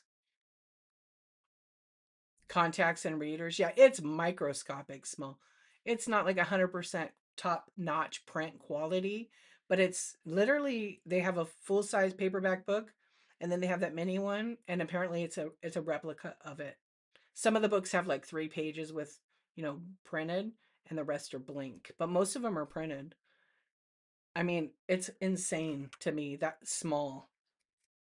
Like here's the cat one. Let's see, go up here. You could read all that, but then you go skip through and they're all blank. And that's the Cat Kid one. I mean, this is pretty cool. Let's see how you can see the product pretty well. Anyway, that's kind of how you stay organized. Background, we talked about framing, we talked about camera. Let's talk about lighting a little bit, which we didn't really talk about. So, like I said, I'm pretty bright in my setup. I'm usually not this bright. I like it a little darker. I like the product area to be lit up. But I have a panel light over here. And on the other side, I have a different kind of light, which is what I talked about. You can buy a light kit for, 50 to 100 bucks. Just keep in mind if it's one of those translucent, or what is it? The light bulbs that have the spiral in them, they tend to get boiling hot. And then they come with like a soft box kit to soften the light and spread the light out. And you always want to have one here, here, and sometimes a little backlight. It all depends on your setup. The best lighting is natural lighting sometimes, as long as you're not getting glare. I personally don't like ring lights. I have a tiny one here. No matter what I try to do, because the ring light just glares on product because it's going around it and it's kind of spreading it in a smaller area. Whereas like a panel light is like this. Yeah. And oh, there absolutely is. I'll give you the tip of your life. Let me ask you this. Is your ring light have a phone stand inside it and you put your phone in there? Because that's what's causing your reflection. It's a direct source. So if I have my phone here and I wear glasses too, and I have my phone in front of me like this and my ring light wrapped around it, it's too much. So the best thing to do is to take and get a different mount for your phone. Okay. You can turn the ring light off if you have another ring light, but if you have a table or a desk, get a mount that mounts to your table. I showed a little bit earlier my mounts over here. Get one like that and have your ring light to the right or left side of you. Okay. So it's softer on this side. And then you could have one over here. If I turned on my ring light and I turned it, I mean, it's not even bright because it's real low. See, it's like right here. And I turned it and I had see the glare there? So imagine it being in front of me and I had my phone over here. I don't think my phone fits in that ring light. I don't think it does. I would test it right now. Let's test it. Let's test it. Ready? We're gonna test it. We're gonna rotate it. Okay, we're gonna test it. I don't know where this is. Okay, I have no idea what my head's gonna look like in this. but I'm going to put it in my ring. Live testing right here. Yes, live testing. Okay. Can you see me now? Okay. So if I'm in front, look at that glare. That's what you're talking about. Isn't that annoying? I look like an alien. Hello. Right? I look like an alien. An alien. Okay? I don't like that. So here's what it looks like on the other side. Okay? I don't like it. It's a cute view. Ah, thank you. I'm not a fan of that. So I don't like to put my ring light in there, right? Sure, if I'm holding it on to look towards another direction, but I use that panel light up there. I use that panel light up there. See, I don't that glare right there. So that's why I have my lights to the side because it doesn't see, and I just turn this down. But the mount that I have, I could push it. Well, I'm gonna about knock my computer over on that one. That's all right. It's all about testing today. But see, now I have too much light. And then I'm gonna go clap on the clapper, get rid of the light. Just kidding. I have a remote. Yeah. I like the panel lights myself. The other light there is the same kind of light. I agree. And it depends on the item. Like if you have jewelry, I think the ring light's like the worst thing, especially if it's right there mounted like that. You could get one of those panel lights. This one's like a 10 or 12 inch. They're about 20 to 40 bucks. I looked on TikTok shop. Like I said, I have on my website, darchivist.com. If you click on my show notes, there's a bunch of resources. There's a ton of whatnot resources. There's a bunch on my page. I try to put some of that basic info on my website because I'm always here. I'm always talking about whatnot. And sometimes people are like, I can't find it on there. And I just put links to it. Like all the community host chat shows, I have a link for that on my website. Yeah. No, I'm not doing any OBS today.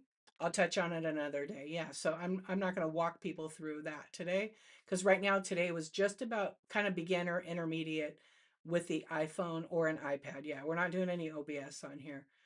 We talked about it though. Yeah. You think it's more clarity, the images show better without with. Yeah, Creeb City, here's the thing is when I'm watching somebody like I said earlier and they have glasses on, which I mean they're gonna wear glasses, that's how it is, right? um oh, the Sherlock Holmes is crazy thick, yeah.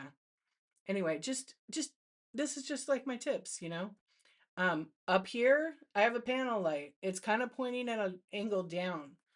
Back here I have one shooting to the ceiling, it's bouncing down. It's pretty bright. If I turned all the lights off, which I just wired it, I have to turn it on, is I have a thing where I can turn them on one at a time.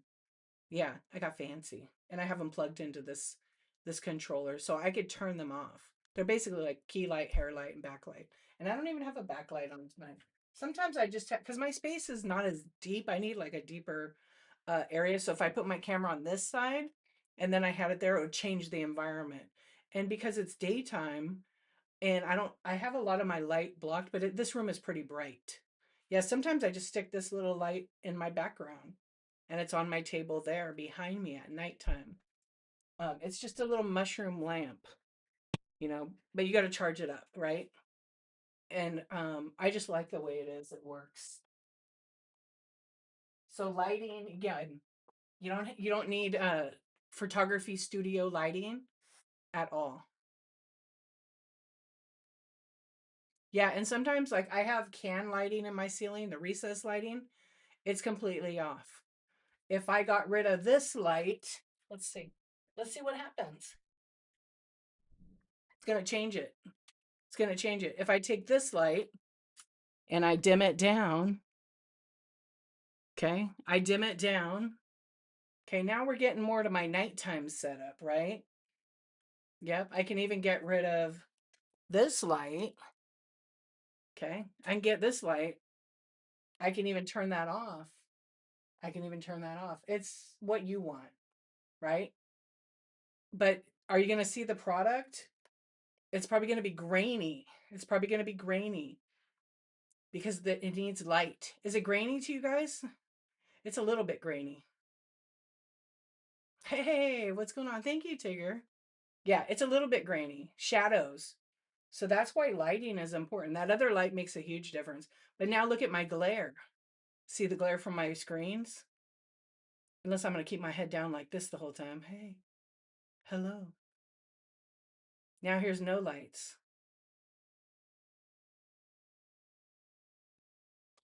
I could take my glasses off.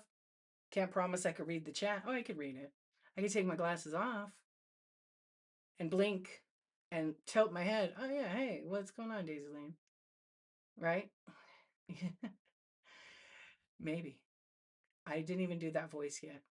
But you see what I'm saying? How much light adds. So, yes, I have like LED lights in the back. It's just to add a little bit of color. That's really all I have it for. But if I want to turn on this and focus on the product, now watch what happens to my face.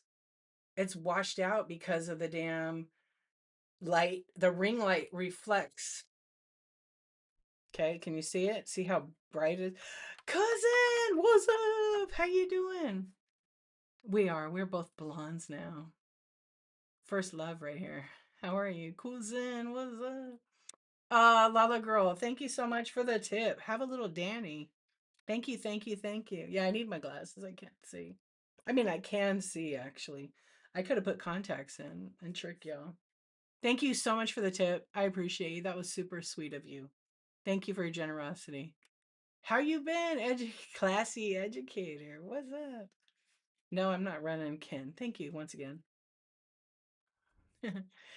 So you see how that ring light, if I hold on, let me take this out.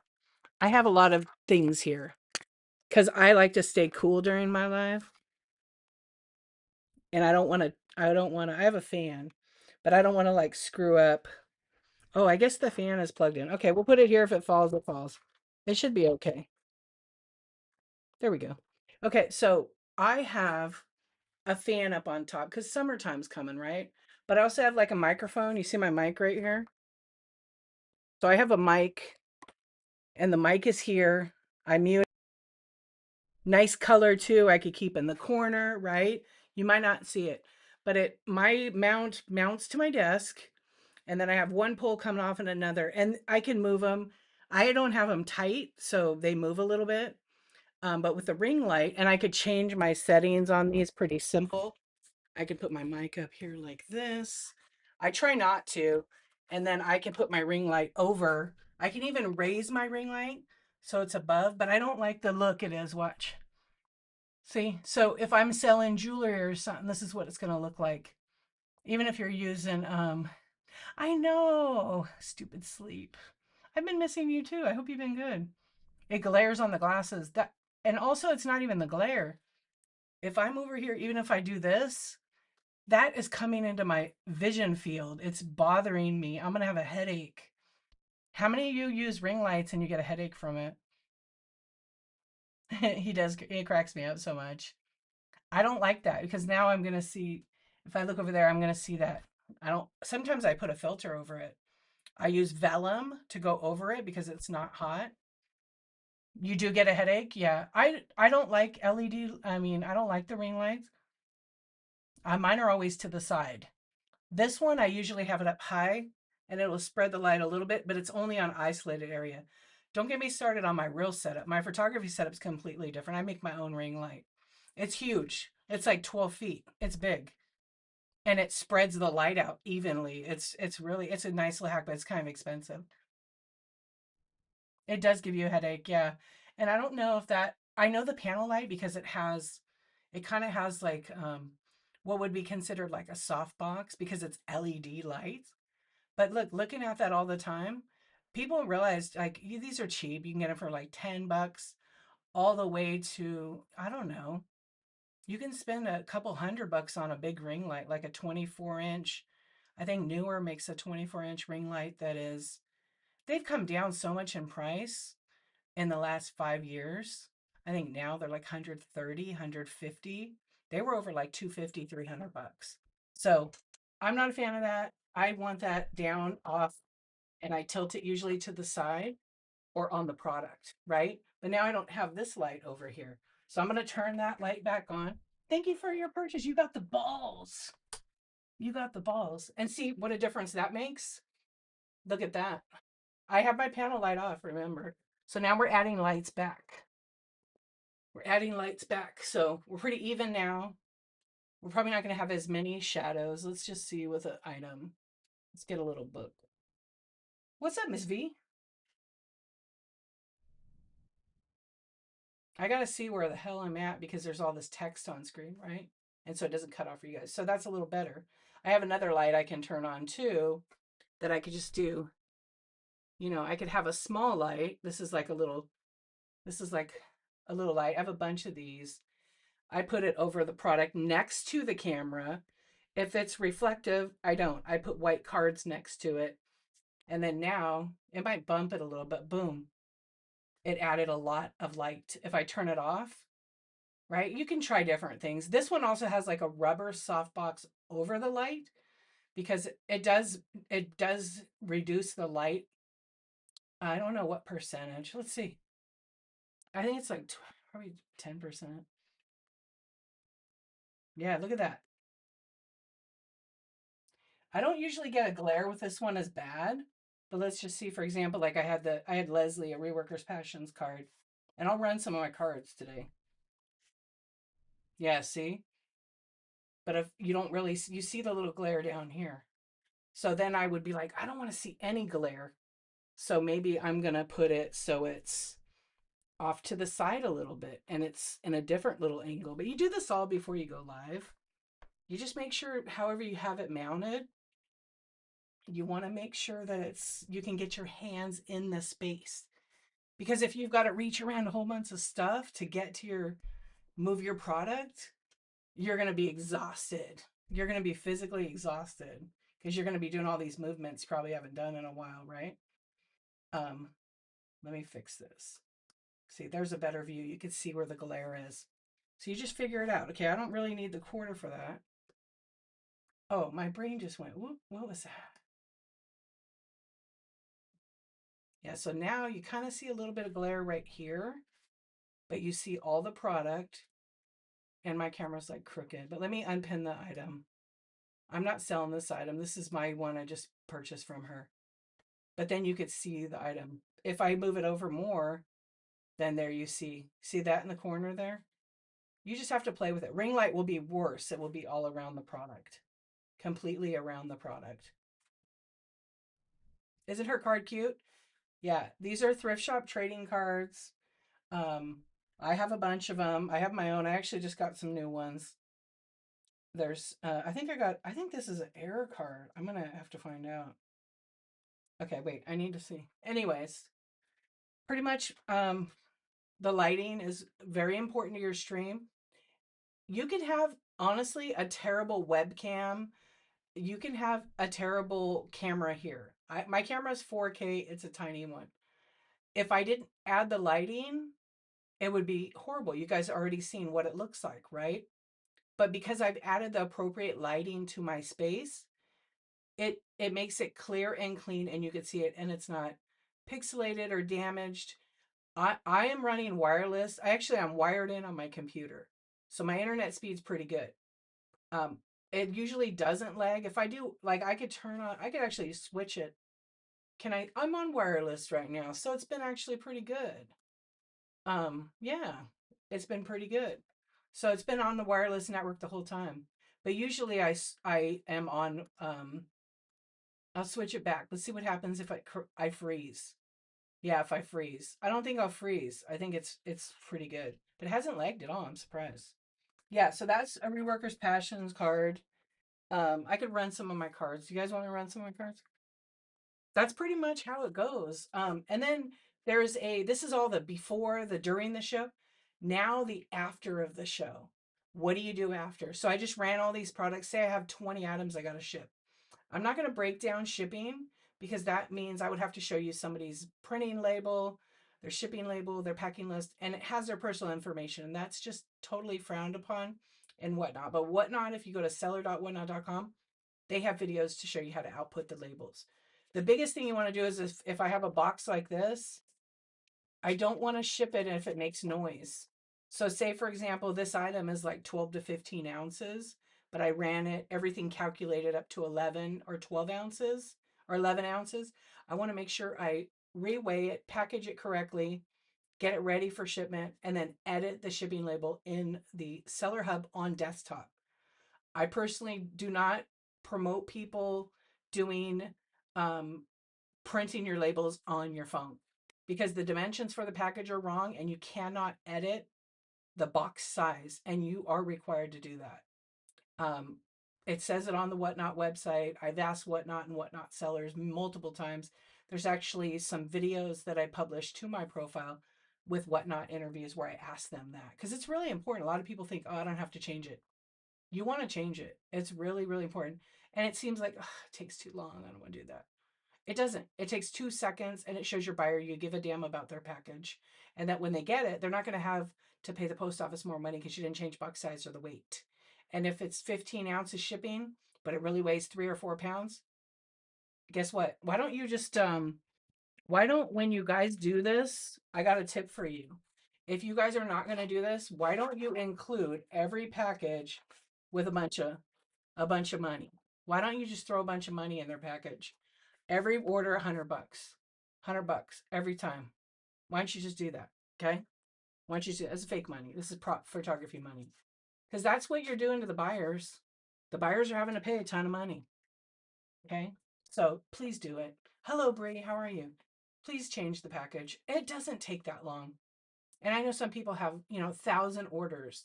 Hopefully they put the shipping in right. But I have seen so many buyers come to me, probably over 50, at least from this year and last year, who had to pay money out of pocket, not a couple bucks, like 50, $100, $250.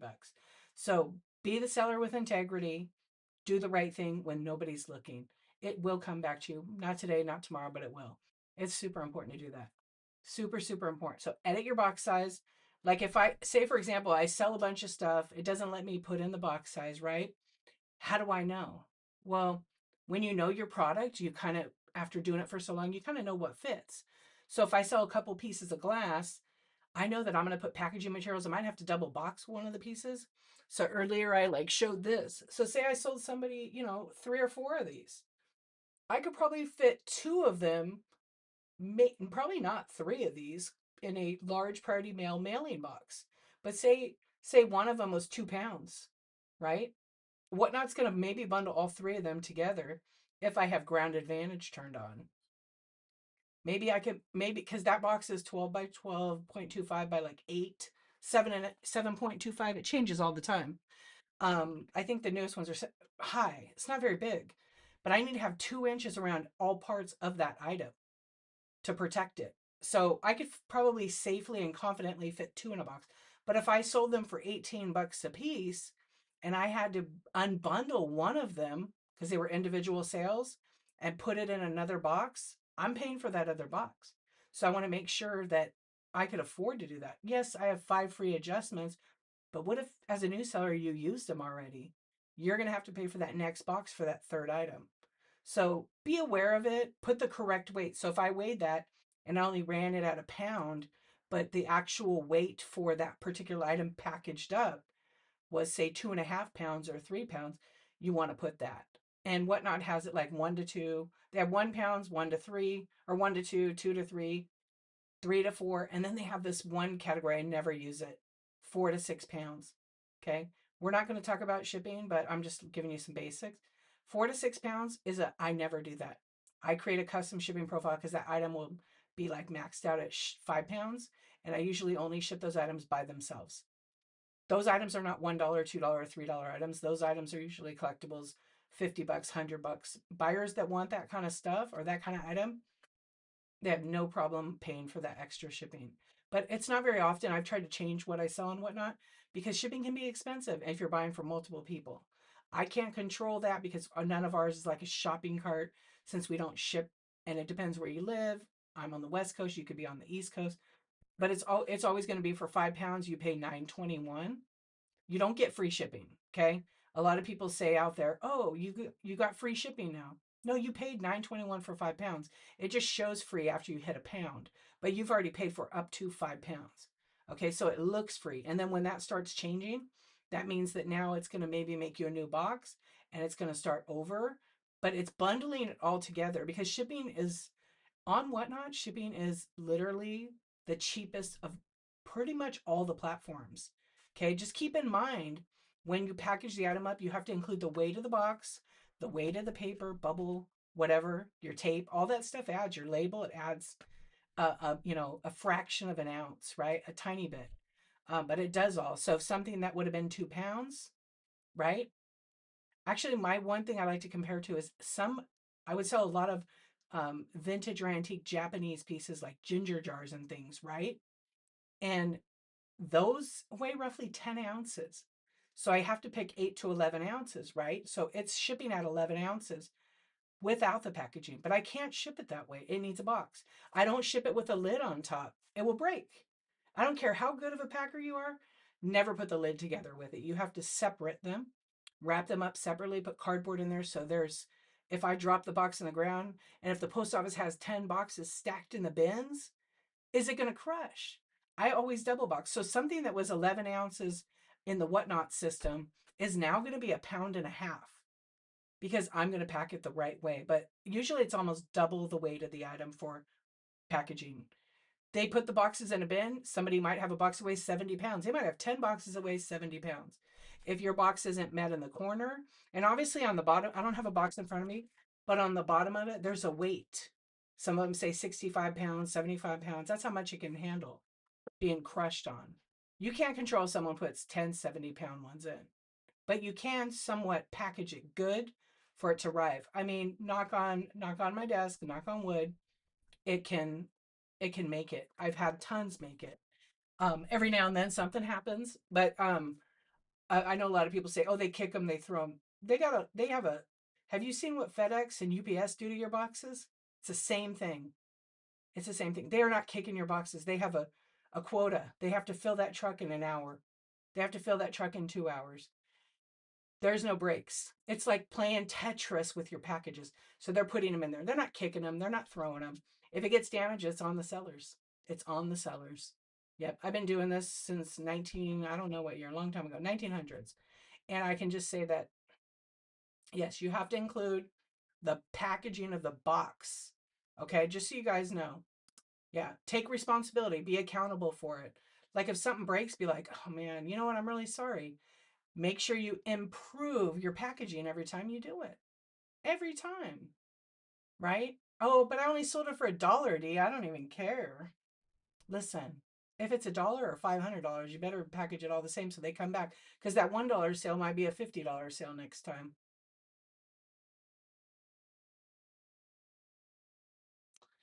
You feel bad about it because it means, did you write something else? No. So you set your weight to account for the box and packaging. Yes, I do. Because here's the thing. I know some people don't. They do max shipping. I don't do max shipping. I've done it before. Because shipping is shipping. Shipping is never free.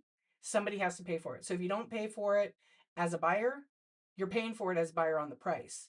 Because it would be, to me, I don't see and justify my vintage pieces that I've went out and spent money, I've cleaned, I spent time in running them at $1, $2, $3. There's a lot of sellers you go watch them; they don't run it at that price anymore.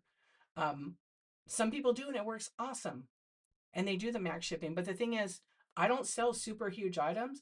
It's going to bundle a lot of stuff together, but I have my shipping set up a certain way. Maybe that works for someone. Beginner, like this whole thing was about beginner sellers, right? Sellers that are just kind of starting out. Maybe they got 50 shows, 100 shows. They still can't get it down the show production. It's just to let them know that, yes, a lot of people think that you could just, I've seen shipping advice out there. Don't weigh anything, run everything 8 to 11 pounds, do max shipping. Don't do that when you first start out. You could probably do that if it works for you. Maybe there's an average people buy 6 or 7 items. But is it going to fit in the box? Do you have a box that's going to fit in? Did you sell it for enough money to cover if you have to unbundle?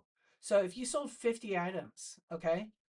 If you sold 50 items in your first show, because first shows get a lot of hits, they get promoted by Whatnot, and you decide to follow those instructions and you do 8 to 11, and you sell 20 items to one person, okay, for $1 each.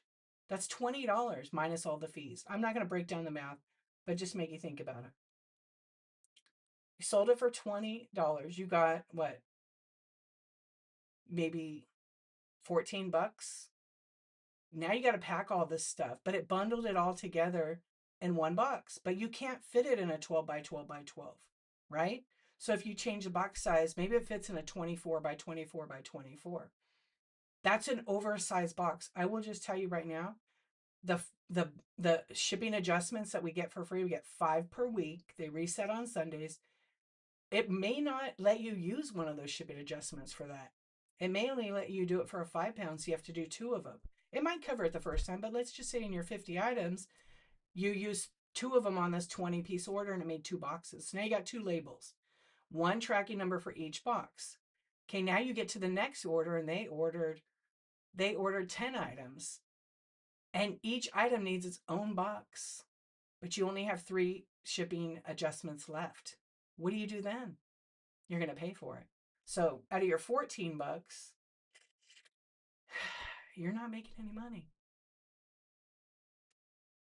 It won't if it's over 2 cubic, correct. So if you had a box that was 30 inches by 30 inches by 28, it would charge you another 15 bucks for oversize on top of that. And then it wouldn't let you use an adjustment. So you might be out 60 bucks, 50 bucks, 20 bucks, 10 bucks. You don't see it until after the show. But like if you could take those items, unbundle them into a flat rate box because they fit in it, it works. But you're going to have to learn it, right? I don't do flat rate shows very often, number one, because I have 700 items in my buy now that are not all going to fit in a flat rate box. Evelyn is weird, is here. You guys, what's up, Evelyn? How you doing? Check it out. I know. Thank you for the raid. Thank you for the raid. I appreciate you. How was your show? What were you doing today? Little pussycat. We like the cat. Yes, I every Tuesday I have a chat show called Coffee Talk and Tech Chat. Today was my production show about small spaces, uh first shows and things like that. Oh, Color Street, the stickers, right? The nail polish stickers. Oh yeah, I remember when they started that. The cat and the corn. I don't have any corn here. What are you talking about? It's trending, I heard. Wait, wrong button. There we go. First day. It's first day for me every day. Yeah, so I run OBS. Some people ask me about it. Let me just wrap up with this with the production. Okay. You guys want to, the whole thing that I spent the most time on with show production is being organized. Being organized. The other take I'll give you, and you can, like I said, any purchase in my buy now, you can watch this replay. Okay. I could say owls are trending. I can make anything trending if I want, because the more excitement we create in the trending phase, it becomes popular, right? Go into a show, drop whatever you want as an emoji and then write is trending. Do it all the time. And then people will get familiar with it. Just like Cindy Golden Girls and Lisa Merch Monster, corn is trending. So why not add it here and push it, push it, push it, right? For fun. Did you guys know owls are trending next? You heard it here first, live. Okay. Thank you very much, Evelyn, for the raid. I'm trending on the FYP. Yo, Tober, what's going on? How are you doing? Welcome in.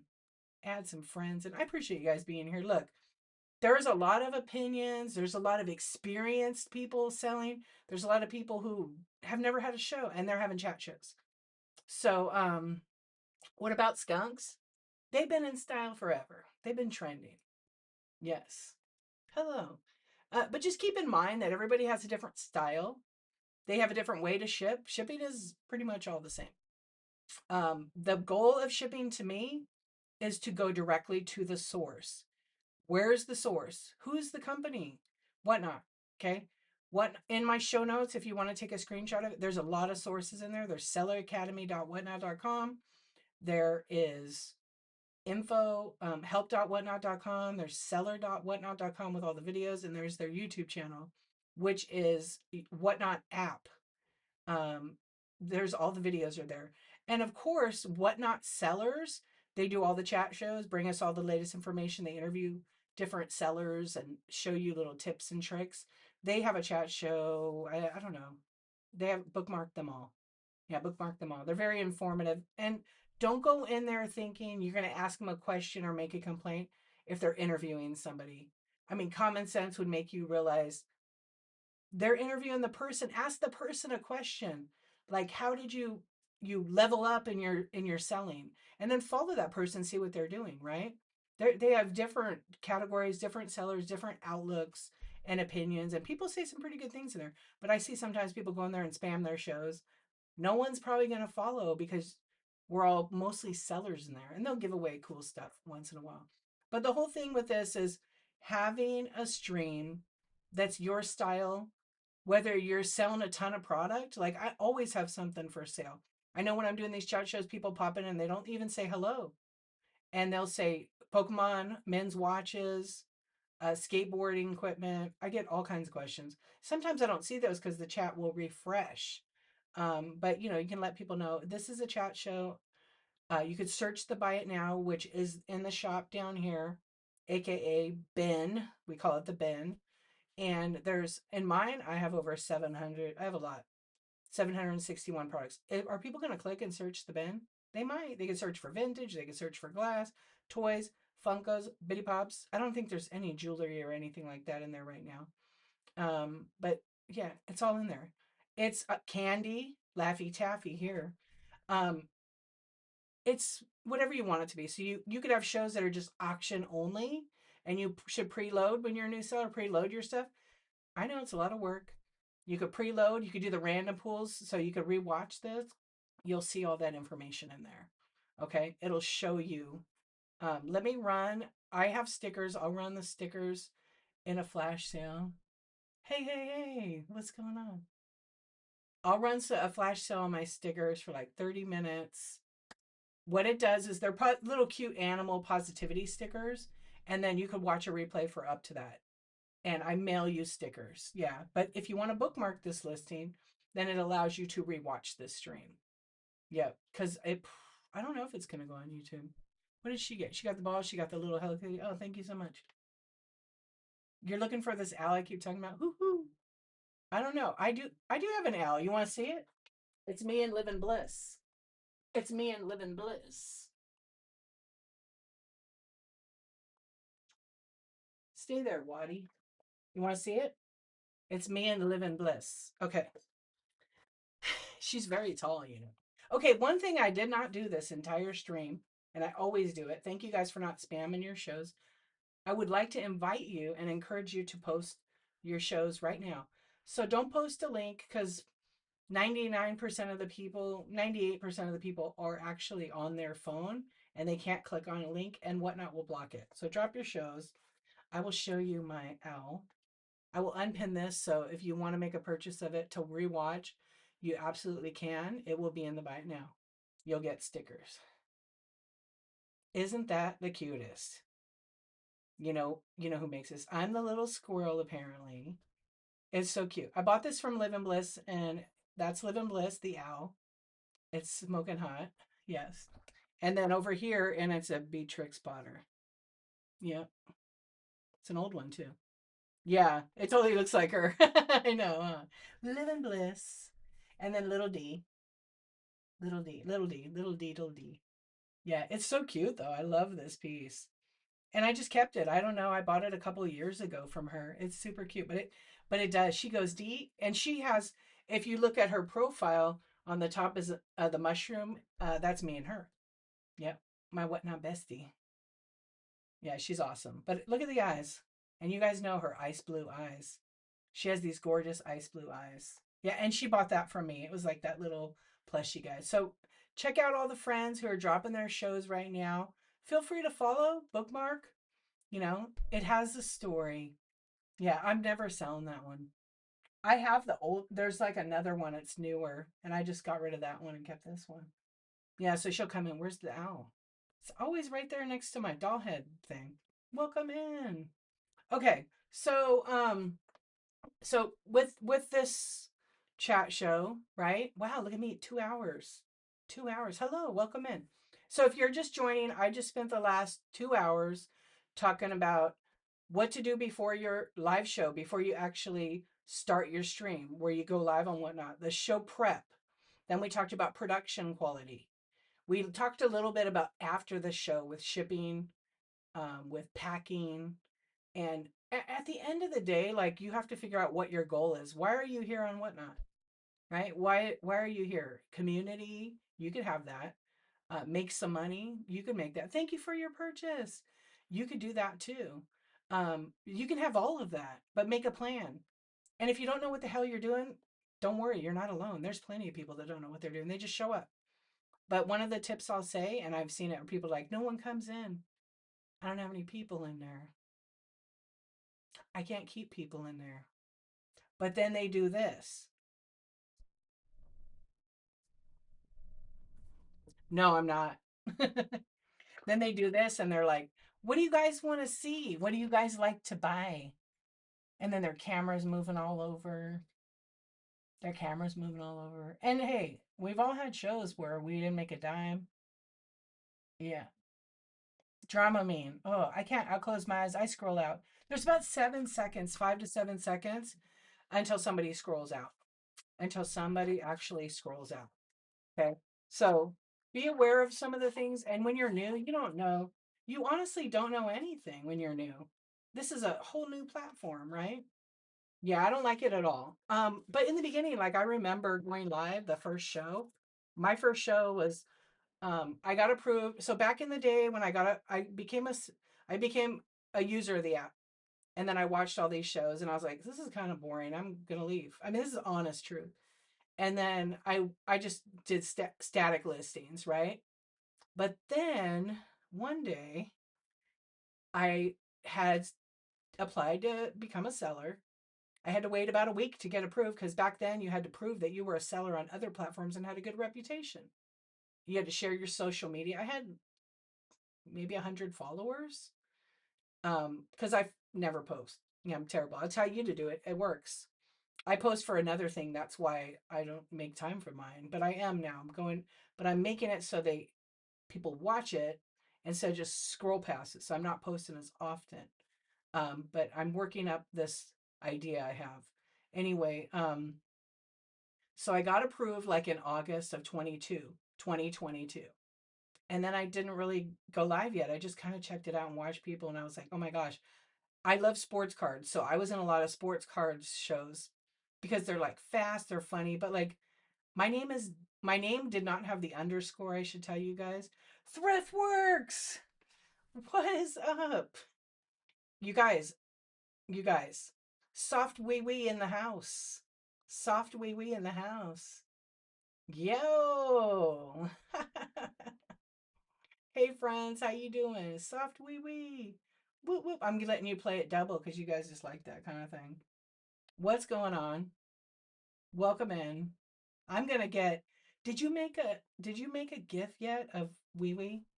Because when you raid me, I need to put those back in. I really love that. Welcome in, everybody. Make sure you're following the softest wee wee. Wee wee. Frugal Couture. Hi. Hi. How you doing? She got bone to pick with me. I'm busted.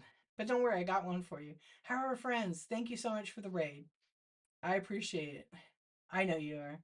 I'm looking for you. I can't wait. You can hug me anytime when I see you. I cannot wait. I cannot wait to meet you guys. If you guys don't know Thriftworks USA, I don't even know how to describe him. He was our model earlier. I was showing him how to do a boost and a tip, and we used you as our supermodel. Don't worry, I clipped it. I clipped it. I couldn't hear it. I should have turned the volume on. Yeah, welcome in. I appreciate it. But he is the creator of the original thrift shop trading cards. I showed you our wonderful friend, a reworker's passion, her card right here. And he is the creator of these cards. These are the number one original seller cards on Whatnot. Hey, Kelly, welcome in. Yeah, you know I was live. I just like to confuse people and keep them wondering. I got 14 devices. I got this, and I got an iPad and two phones. Actually, I got about 8 phones. Yeah, they're all on right now, and I'm going to stream on all of them. No. Anyway, he's the creator of these thrift shop trading cards. If you are a seller and you want to get one, shoot him a message or go to his shows, bookmark him. But definitely give him a follow.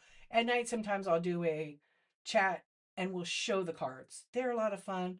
What I love about the cards, they're not cheap. Okay. If you're familiar with sports cards, companies like Topps, Fleer, Upper Deck, they would produce a card that looks exactly like this.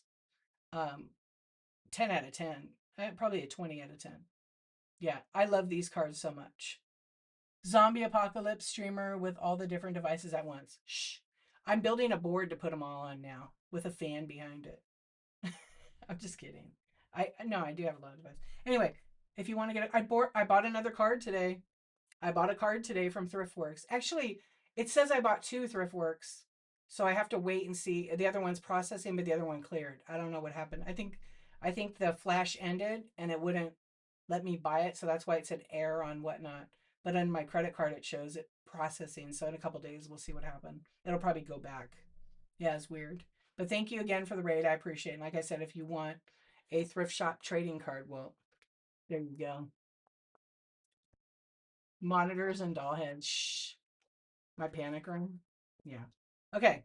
So before you came over with a raid, and thank you so much, I appreciate it.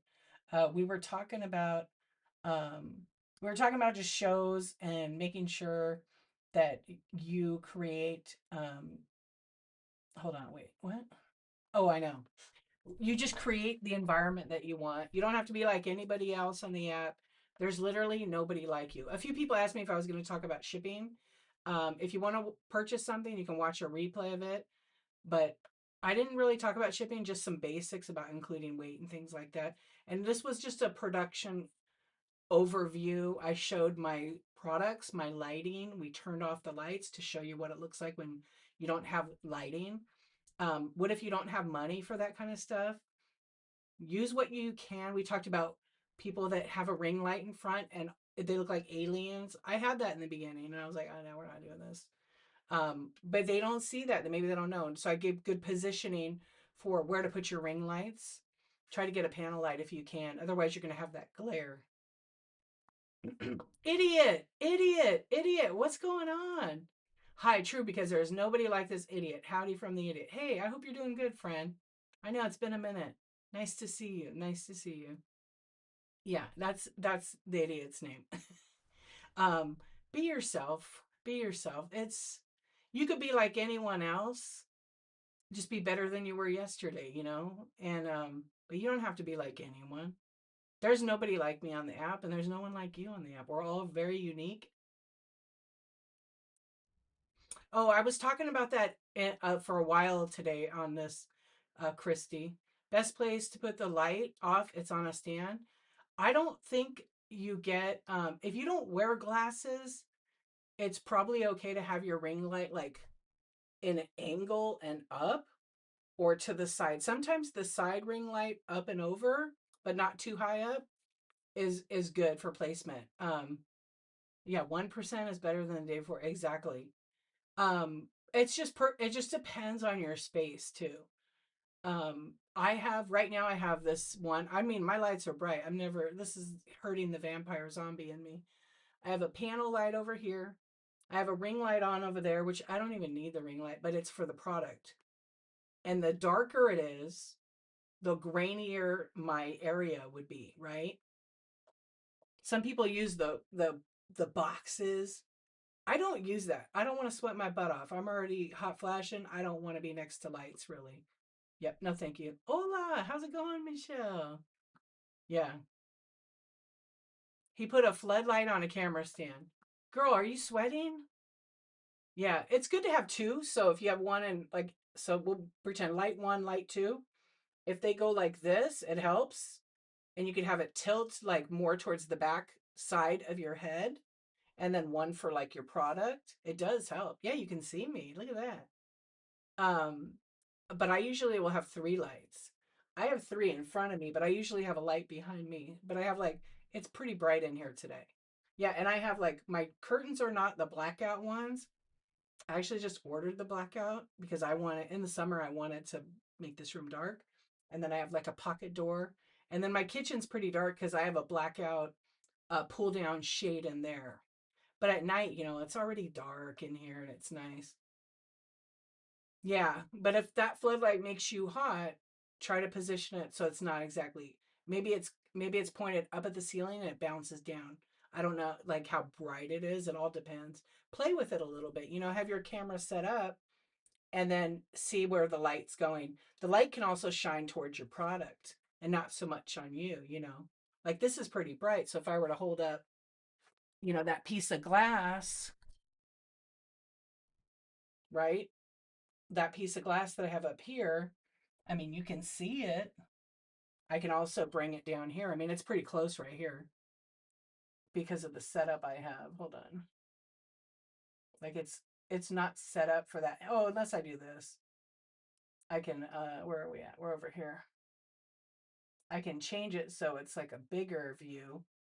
It's still really zoomed in because of the height of my tripod. So let's see how high we can move it, right? So we have to lock everything in because if I don't, you're gonna get sick, right? And then I maybe take this back. And now I can actually take this item and put it this way. Well, actually, it's this way. And then you rotate it like, so now you can actually see the product, right? And then I can move it around. I can show you the roses on it. But because right now my camera's like upside down. Let me see where we're at. Yeah, that's better, right? Boom. Make you a little dizzy for a second. And now I have it like the right. Okay. And if it all fits in frame, then you'll be able to see the stem and everything else that's there, right? And then people can see it. Obviously, I'm using OBS, so I'm going to turn it off and show you guys what I have because I already did that with my camera. Okay? So you can kind of get an idea. Yeah, OBS lets me run the banner. So I'm going to unplug my camera so you guys can see everything, okay? My camera is tiny, but I'm going to show you my mount and I'm going to switch it to my phone right now. Okay? I have two. The camera gets hot. So my camera is this big. My camera's that big. It's 4K. It's great. It plugs into USB-C. I use a small rig mount. Okay, so I can take the small rig mount and it moves a bunch. Okay, so I can mount it to my table. It has these little pads on it that have rubber on it. Okay, so then whatever the desk is, it mounts into this spot. I can take my arm, I can mount it over here and have it up above so my camera's going the opposite direction. And then I control it how I want it to be. Obviously, the higher up it is, the more of a view it is. This one's more of like a widescreen. And then I can choose, there's a dialog box kind of where I can zoom in, zoom out, I can rotate it. I love these things. They are a little funky at first to get to used to, right? But I can put it on any device. I can take it in my car and mount this, but it has these pads I'll show you that are on to mount. So kind of see that? So it won't really ruin your table, but it will leave a mark. Okay, it will leave a mark. So put some kind of rubber or fabric. But with this table, I don't care. It's not, yeah, they're really good. They're like $30, but this is good for jewelry overhead kind of things. Now, what if you don't want to buy one of those little cameras? I have a mount like this and I can put my phone in it. So I'm going to put it on, okay, with my phone. But I have to do it right. I have to do it left-handed. So hang on. So I put my phone on here, okay, and I make sure it's like pretty even and tight. Now, one thing I don't like, me personally, um, this is for overhead. So, for example, here's the mount, okay, and my phone's going to be like this. So it has a little tool under it. See that kind of like right here? This turns and tightens it. And then there's like a hole in it so you could use the Allen key if you want to make it tight. Don't make it too tight. You're not getting your phone out. You don't want to break it either. Yeah, these work pretty good. So now I have this. I want it to be overhead. So I'm going to tilt it in a slight angle, right? So it can be right over because I want to have this up as high as possible, but I don't want it like in front of my face, right? So I'm going to just let this hang. There's no phone on it. I put that on last. Then I take this and I'm going to mount it. I'm going to mount that. My bad. I'm going to mount that to my desk. So it's exactly where I want it to be. Thank you for the replay purchase and the stickers. You get I have these really cute animal ones. So it mounts like this. So this will be under your desk. Okay, let me turn it this way. You'll twist it up. Okay, so you got to make sure that you got it in the right place. So I always put mine to the side a little bit so I can have room to get in there. Um, I won't show you, but I do have a video actually showing you how to put this on. And now I'm going to mount it. So it's mounted pretty tight. Okay. Now I have this piece here. Hello. I have this piece. So I want to make it so my thing is like down here and you won't see it, right? And it's not in my way because this thing, if I have it bent, it's kind of weird. So I just kind of tilt it so it's like an elbow. It's like an arm like this. Okay? And then I use it, I tighten one part. There's like a lot of things you got to get used to here. And then I tighten the other part of it so it brings it low enough, right? Or I even do it like a cross. So we'll do this. What's up? Welcome in, friends. Okay, now I got the arm where I want it. And now I have this where I want it. Now I just tilt this thing. Okay, now I'm going to put my phone on it because I already have my phone wired in and I'm going to make my whole screen. I have these pop things, they come off. This is not a MagSafe, but you could get a MagSafe one. And I'm gonna turn my phone on. Now, imagine being overhead and doing this, right? Okay. And we're gonna just show it like we did before.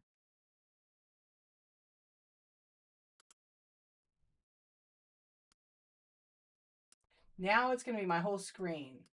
I use an app for this. Okay. I use an app for this. It's OBS Cam. Notice how you can see all this crap on it. When you're using it, you have to kind of move it around and resize it to work for you because it shows like all the different lenses and things.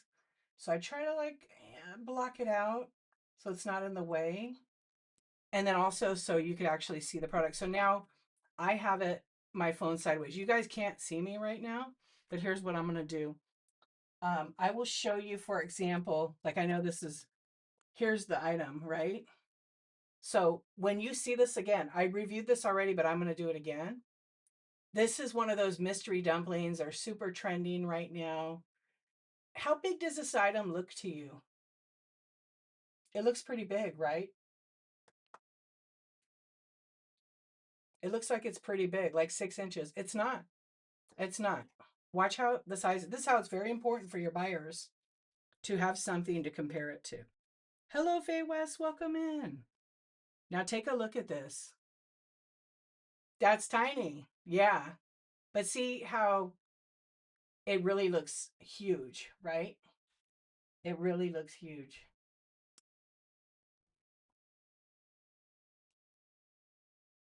Peekaboo, I'm back. Yeah. So I added my iPhone in. Yeah. So you got to pay attention to that. It's very important. Just like when I put this item in, and I did this earlier. Okay. That looks small, right? That looks small. But if I zoom in on it, watch out. So I always put a token, I put a coin so people could actually see. So I talked about using OBS. We can talk about OBS a little bit here because this has to do with production. This is not for the beginner seller. This is for somebody that like wants to up level their OBS or they want to do something like this. So down here I've got this floating scroll, right? I got this floating scroll where I could turn around and I can edit the text. I can, you know, change the speed of it. I can change the color of the background. What do we have here? Yeah, the scroll is here. I have it all locked in. I can go in and I can, change anything I want. I don't know why it says Insomniac. I don't know. I always forget.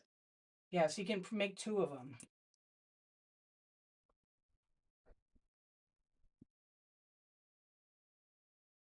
Okay. So I now can update it. I can go in and I can change the color of it. I hate changing the color of it because it like, and then I say okay, and now it's this color. I don't like to change the color of the text because then it's too much. Yeah, you like to learn this. You need a so the one thing I'll say, and I've talked about it. So this is to me, I feel like this OBS is once you've learned how to use the app on the phone through shows. When it comes down to running auctions, running flash sales, doing all those kind of things, right? Shipping everything. OBS is like, I always say this, it's more of a joke than anything. OBS is for overachievers, show offs, right? Just for fun. But it's people that are all techie, kind of nerdy. They want to up level and add different things. You know, they want to add, it's somebody whose birthday is it today?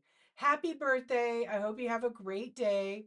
Welcome to D Archivist stream where we're talking about whatnot. So happy birthday, right?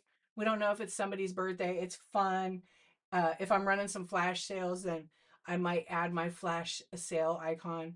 Now, when I run this over on YouTube, if I multicast to YouTube, Facebook, or Twitch, I do that through the app, or I could do it with OBS. There's a QR code that's like next to me right here where they could join Whatnot and get 15 bucks off. Whatnot does that for us. Yeah, and if you don't like having OBS, it's too much because you do got to maintain it. You got to do things. You could get a raid and you could be like, we got a raid, and then I add this, my little dancing squirrel, Sir Wigglebutts. Okay, forget about Sir Mix-a-Lot. It's Sir Wigglebutts. Thank you to Kayfabe for naming him. I messed up his name. I know there's another name in there. I know there's another name in there. But OBS really is for somebody that wants that. You'll see a lot of card streamers and they might have their logo and all that stuff floating, moving around, and then they're doing cards. They're over here like, okay, we're gonna run this card, okay, and then they usually have it not zoomed in as much. Like I have it really zoomed in. Okay, but again, you see all that stuff from my other window because of the app that I do choose to use for it. Right. Let's just move this down a little bit. I think that cuts off. Yeah, there's different cameras. I think that's what I got the wrong camera on here. That's why. Okay, first day. Hot mess. I thought I saw hot mess. See how that is? So that view is a little different.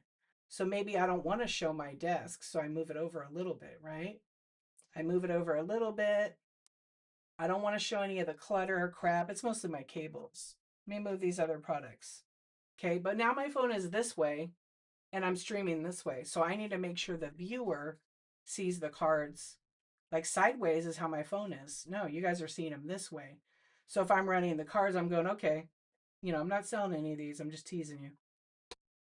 All right, you're going to get this bundle and I run it in an auction and you see everything on camera, right? Nothing's hidden from you. You take your screenshot or whatever. And then I say, Kimmy D 86, you got bundle number one. It's thrift shop trading cards. Congratulations. These are coming to you. And then I set them aside. I put them in like a team bag or something where they're all in there. I'm about to bend that one. Um, yeah, if you could do the app first, it's so important. And I know there are a lot of people that sell that they have vision impairment, okay, or they're older and the text is too small, the font. That's my one of my main reasons. I just liked all the fun stuff. I liked having that flexibility in my stream, but you do need some things. It is an investment. Like you couldn't do it on a Chromebook. It just doesn't work unless you're some amazing hacker. It works on Windows PCs, laptop or desktop. It works on Apple Silicon, and then the Intel version. OBSproject.com is free. There's tons of information. Go read it. There's even tutorials on there how to set it up. With PC, with like gaming PCs and that, with Windows itself, you want to make sure that you have a great processor. So there are some laptops that just can't handle it because their processor is not good enough. If you go onto there, it tells you the system requirements. But nowadays, computers are pretty good and they can handle it. The difference in some of them, without getting like too technical, is some of them have like fans in them, right? Some of the newer ones don't even have fans. Um, they have like a different thing on it. Anyway, they run hot. So like my computer that's running, It's kind of warm, but it's not hot at all, actually. Um, but it might be noisy. Mine isn't noisy, but there's just little things with it. Maybe your computer runs, it can't handle. You got to have RAM. You got to have a lot of things in it. But for me, I use Apple. I have a MacBook Pro. I don't even know what one it is right now. It's like 3 years old. It has a lot of RAM. It has a lot of memory, but it has a good processor. I think it's an M3 Pro. Yeah, it's an M3 Pro, but it's great. I mean, they make them so good now. Do you need that kind of machine? Because that's like a $3,000 to $4,000 computer. Nope, you don't. You can get, like, if you have an iMac. I mean, there's people that have older pieces of equipment. I know that Zoe's Mod uses I think he said a 2012 MacBook Pro or MacBook, the small ones. I love those ones too.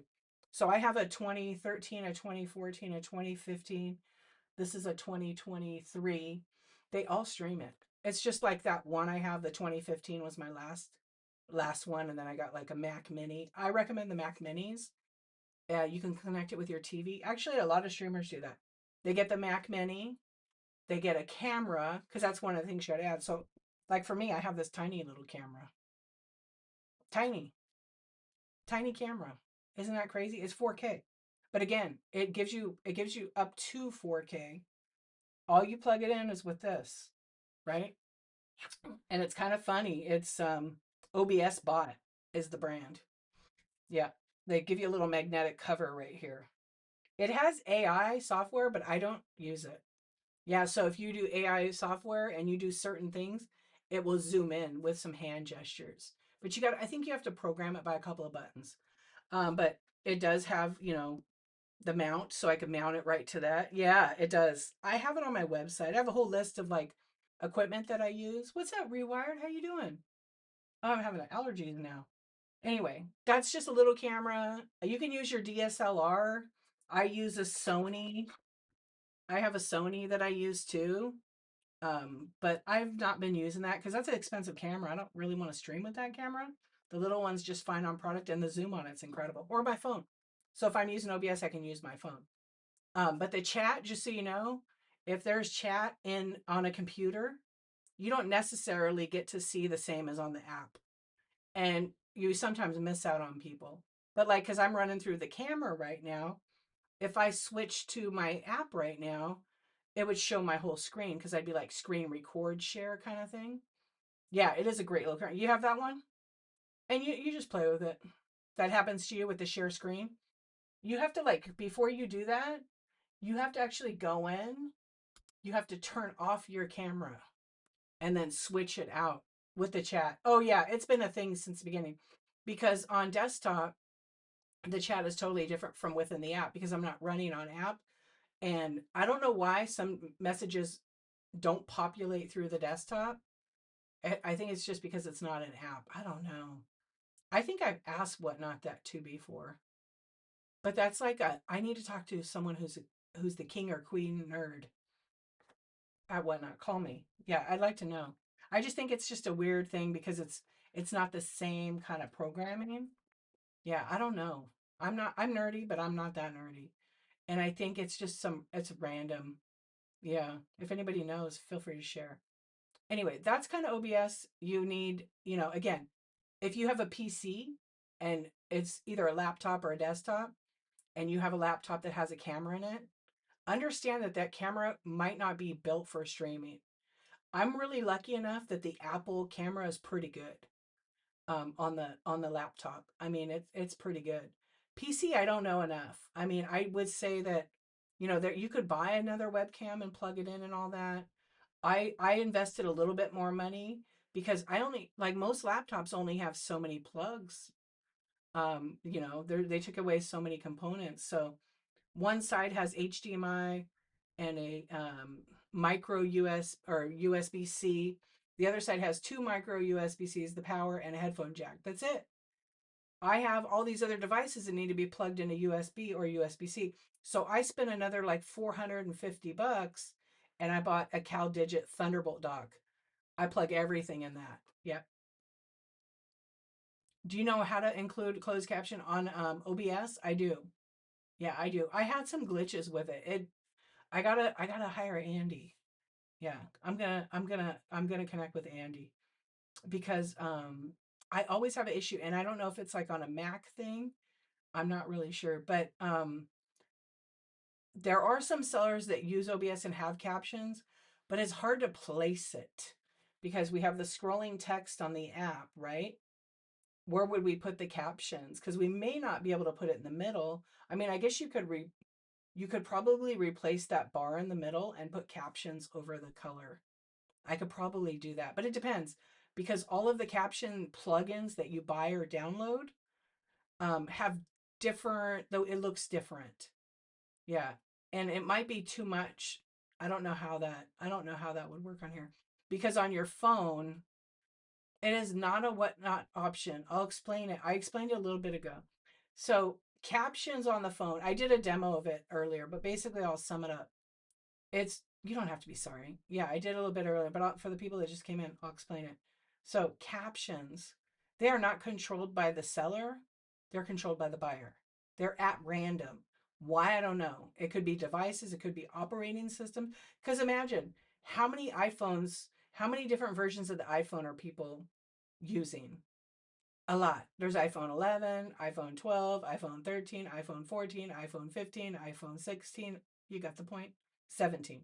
Then there's all those versions. They each have different operating systems. Then Whatnot has a version of it that might be not working on the iPhone 11, right? So you can make it work for all of them, but certain features might not because they didn't update their operating system to the latest version. Yeah, it's a big one. Then there's Android users. So Android users, is anybody Android and can see captions right now on my show? I'm gonna say you can't, but I'm curious. Somebody said Android doesn't, and I don't have my device. I'm not charged up on it. Using 8 Plus, it works, right? Yeah, an 8 Plus. Remember when those came out? They were like the big phone. Yeah. Um, so iPhone 8 Plus, you guys. Okay, so no one on Android? No, the band above, you can't do that. Captions would be when you're watching the show. I demoed it earlier, and I go to the three dots on thing, and it says mute, and it says captions. And then when it turns on captions, it shows it. Um, let's look at it real quick, and then we're probably going to be wrapping it up. Yeah, let me see this here. You can't see captions at any shows you go into. Okay, let me do this. Let me see if I can pull open the Whatnot app. Okay, let me see if you guys can see this. Okay, this is the app. This is my screen. So let me size it down. This is going to be the actual app. See, I'm going to share my screen with you from my phone. We got ultra techie today. I probably will make it my whole screen, okay? So then you guys can really see it.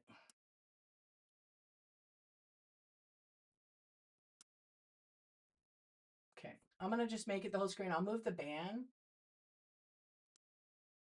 Okay, you guys can see that all, right? Sometimes you could see it with a seller. Okay. Okay, so y'all can see it. You won't see me, but that's all right. So hello, Sandra. Okay, here's what we're going to do. Okay, so I have an Android, I just don't have it powered up right now.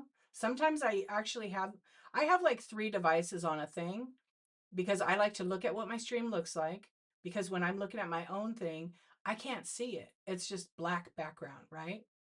Okay, we're gonna go into a show in a minute here. And then on my other device, I can use it to multicast. And then on the other device, it's Android. So I could see when Android people come in and ask for help. I'm not an expert on Android, but I know enough. Yes, I could absolutely give you directions with no device in front of me. Um, okay, so let's go into custom wood burning show. So I'm going to click on her show. She's the lovely Tamika. You guys should all be following her. Look how good her lighting is. Look how good she looks. So right here on the 3 dots where it says more, and if you want, you could swipe away from the chat. Actually, you could swipe away the chat, you guys. So right here at the more option, the 3 dots, click on it. Now see how hers says captions? And I could mute her here and I could just do captions because, I'm at work and no one's supposed to see me.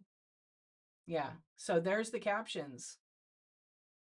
Now, does that help people right there? What do you guys think of that? I know, Tober. Tober. It's I do it all the time. I do it all the time. Yeah, me not trying to push the buttons. I never checked YouTube. Let's see.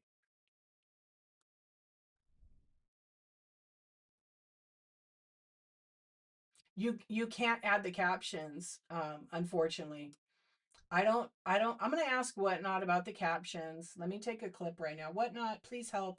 We would like to know on Whatnot why some sellers show captions. Um, when you're an Apple user, you can see captions. I know that Tamika is an iPhone user, but some sellers that I go into, they do not have captions and they're Apple users. So this clip is for you. Can you please give me some kind of answer? Thank you.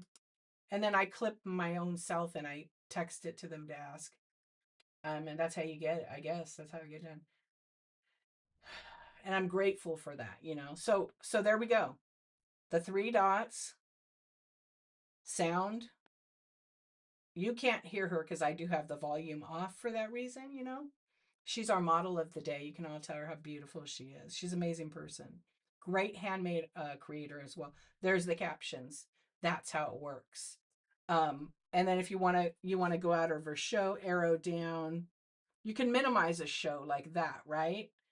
Say for example, I'm going to show you guys a little trick if you didn't know this. I'm going to click on her shop, it minimizes her, and now I'm in her shop. I can take her and I could swipe her out of the picture like I want to look over here. She's still live. I'm still watching her show, but now I'm in her buy it now. Now I'm in her buy it now. And I could be like, what has she got? She's got all kinds of good stuff. This is what she makes. She makes like a business card with like a QR. See how she puts the coin there? Also, her pictures are really good. She uses the black background and makes it pop. Okay. And there's a bunch of them. And she burns these wood pieces. Um, and if I want to buy it, I can go buy it now, or I can, read what she's got here for the information and how much it's going to cost me. I can bookmark it. I can share it. I can share it to my friends. She is amazing. Yeah, she's also a Whatnot community host. So Whatnot trusts her to talk about Whatnot. Whatnot trusts me to talk about Whatnot. There's a lot of sellers that are community hosts that Whatnot trust. Um, and that's just something where they handpick us. They like what we say. They like our behaviors. And, we can get kicked out at any time. We can quit at any time. So we try to do, I can't speak for everybody, but the group is pretty similar. And, we try to do the right thing, right? You want to show people the right things. I love the way she thinks and her whole like the way she breaks things down. It's very understandable. Yeah, she's very professional. She'll pop in here at night. And I always think she's on the East Coast. But that's pretty much captions. So to give you a little bit more on the caption part, is captions can't be turned on by the seller. They can only be turned on by the buyers or the viewers. And it just is going to vary. This is just my opinion. I could be wrong. I've been wrong many times. I really do think it has to do with software and phones. And so people on Android are not seeing it at all, huh? Because Android's not like my first, what I'm using all the time. No, that's a different thing, Aussie. This for within the Whatnot app, that's different. Let me see. I have, yeah, you don't control the captions for Whatnot in your accessibility. That is a whole other thing. And I don't recommend anybody using that to turn it on unless you really do need it because it's really hard to turn off sometimes. I have this one where I don't know how it got turned on, but it is a nightmare. Yeah. Let's see if it does it right now. And if you don't know how to do your phone, it will literally make you tap a button like 5 times. And then if you accidentally bump the button, it will lock it and you can't tap the screen or anything. Right now, I have sound and report and I'm on an Android. Yeah, because I have OBS, you won't see captions. Okay, I have a question for you guys. Do you want to go over to her show? Why don't you guys go pop into her show? and click on the more, see what comes up on Android users. And if you could send me a screenshot. Yeah, if you don't mind. Yeah, so there is a setting on the phone, but it doesn't control the show. She is awesome. Oh yeah, so I can't show you, but now my phone has this button thing because I have the accessibility feature locked. So now I have to actually, it won't take my passcode. It won't take my passcode. So now I got to go and tap it real fast 3 times and it turns all the buttons huge. Yeah, here, I'll tag her right here. My bad. But if you're on Android, go check it out. I was like, what's her name? Cousin Woodburning. There you go. Check. All right, now I can't get in my phone. Yep, drives me crazy. So I usually have those features off. I was helping somebody who was visually impaired with this. I have it off now. Let's see, it's 1, 2, 3. Oof, God, that's pain in the butt. Yeah, that's why I have that feature off. I kid you not. So let me see some. Accessibility.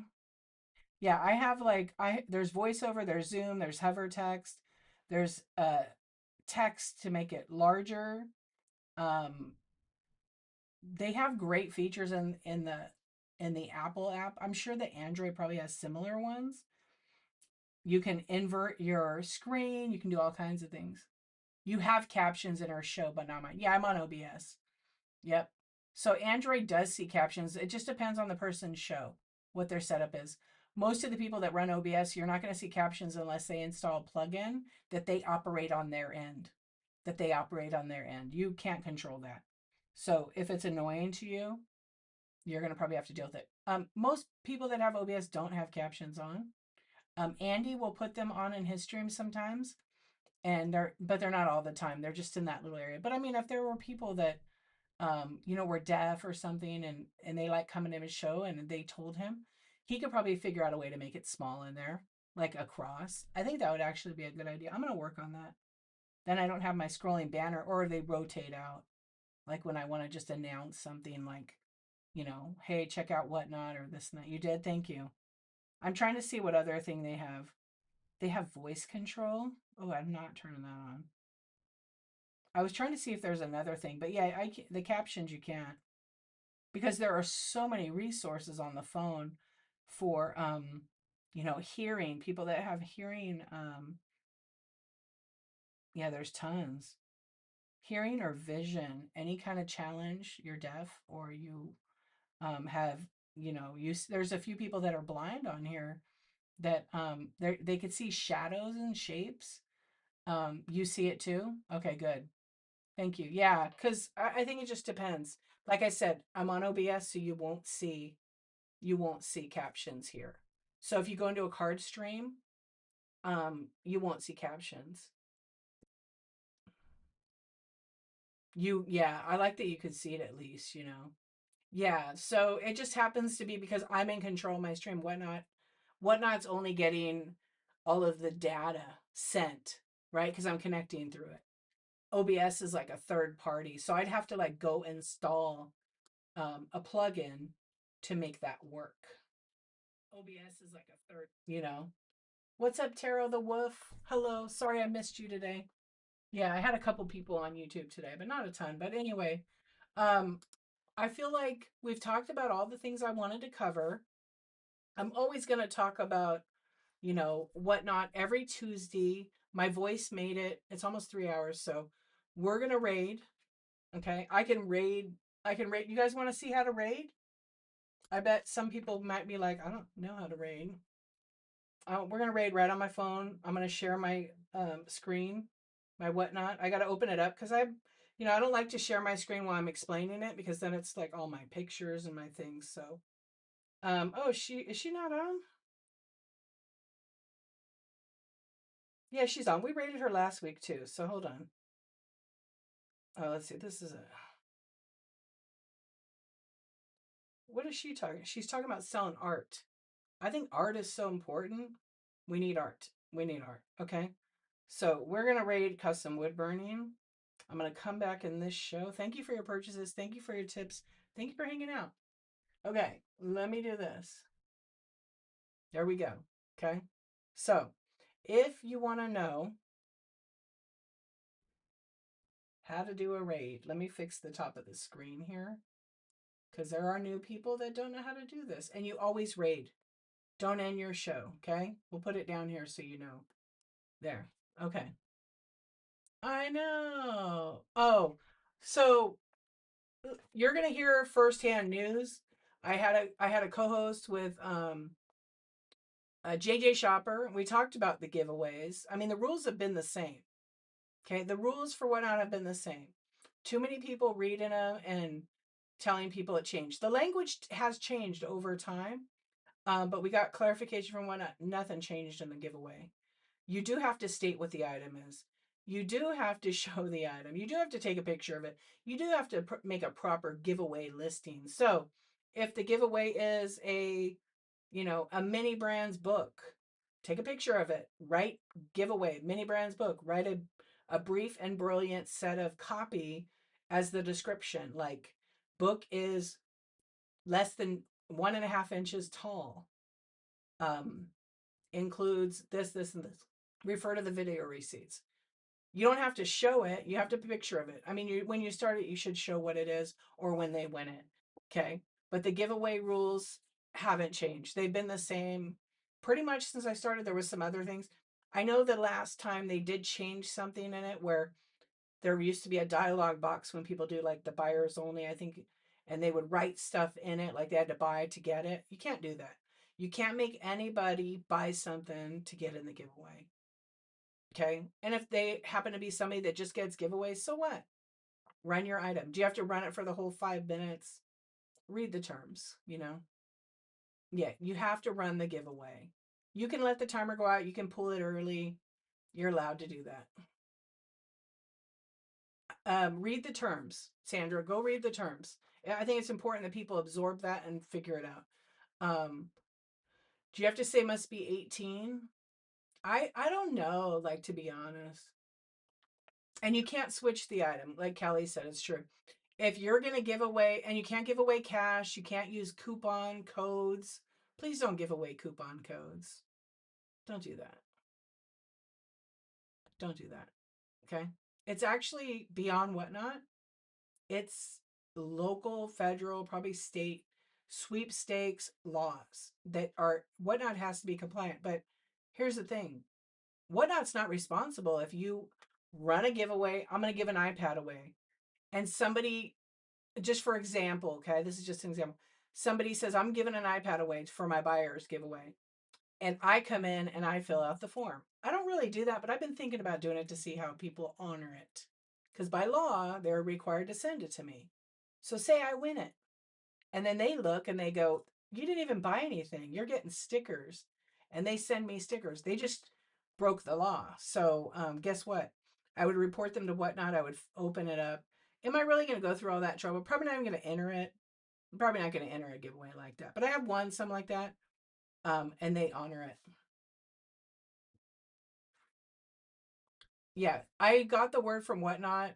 They already have posted it for us in there. That's why it links to the terms and conditions. Yeah, and if it's a buyer's giveaway, it links to the form filling and it has all the rules there. Yeah. So the terms and the helped out whatnot might vary because if you read the terms again, I'm just a person interpreting it in my way. I've gotten word from Whatnot. I've gotten an email from Whatnot about it that hasn't changed. Okay. The rules, where do you post them? You're going to post them in your show notes? I know. But those two things can be different because if you read the terms enough, it always says Whatnot may, in its discretion, blah, blah, blah, blah, blah, blah, blah. Means if they want to, they can change the help.whatnot.com. Okay. If they want to, at their discretion, they can kick you off the platform. If they want to, at their discretion, do A, B, C, but not D. I'm going to give you a warning. You know what I mean? So they're a corporation. They got to protect their investments, their business. But to boil down, what changed on the terms of service is specifically arbitration and legal stuff. So it's just like every company. Some of them, I've read some of the other selling platforms' terms and conditions, You guys aren't reading them. Because I can tell you right now, if you did, you'd be like, oh my goodness. Uh, these are pretty consistent with like all of them. Yeah, go read them, compare them. They almost are cut and paste. Did I say that? Yeah, they almost are. But each company has their own thing. I don't work for Whatnot. I don't work for any of those companies. I work for myself. And I read it. I have asked my friend who is a seller that is an attorney, like, hey, what do you think of this? And she's like, same thing everywhere. Yeah. But some of the other verbiage changed, but like we are fully responsible legally for everything. Everything. Okay. So if you sell a product and it causes some problems for somebody, they can come after you. So you guys got to know that, you know, you need to look into that and read it. Not to scare you. I mean, it's pretty rare things happen. I've been doing it for I don't know how many years. Thankfully, everything's been good. But I don't sell food. I don't sell beauty products. I don't sell any of those kinds of things because it does open you up for a liability. You have an LLC, it might protect you, but the chances of that is pretty slim. But that's why they have to update the terms. And guess what? When I started, the terms weren't 35 pages long. The last terms from um, August of 2025 were 28 pages. So most of that stuff, like they added a paragraph in there about the new gems feature. They have to add this stuff in because then how are we going to find out about it when it first shows up? Like all that info is there. And then the help section is just broken down in layman's terms so we can understand it. And I know they changed the giveaway pickup window. I mean, not the giveaway, my bad. They changed the local pickup, and that's what JJ Shopper and I mostly talked about. Yeah. So don't get paranoid by the terms, but watch out for the people that are out there like, you can't do giveaways because this, and this. You can still do giveaways, but you just have to disclose what it is. Don't put free 99, don't put free shit as the title of your giveaway and then show a picture of some rocks. Put the right thing. It's the same as listing.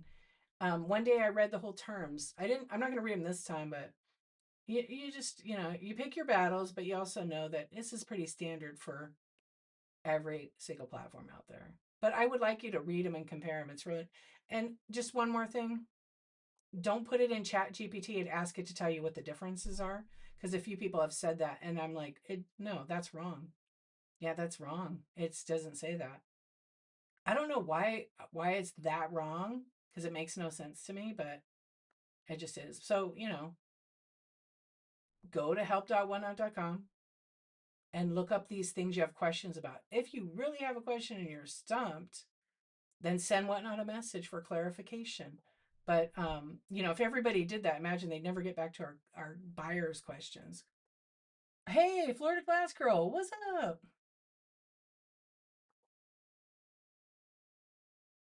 You need to actually title it.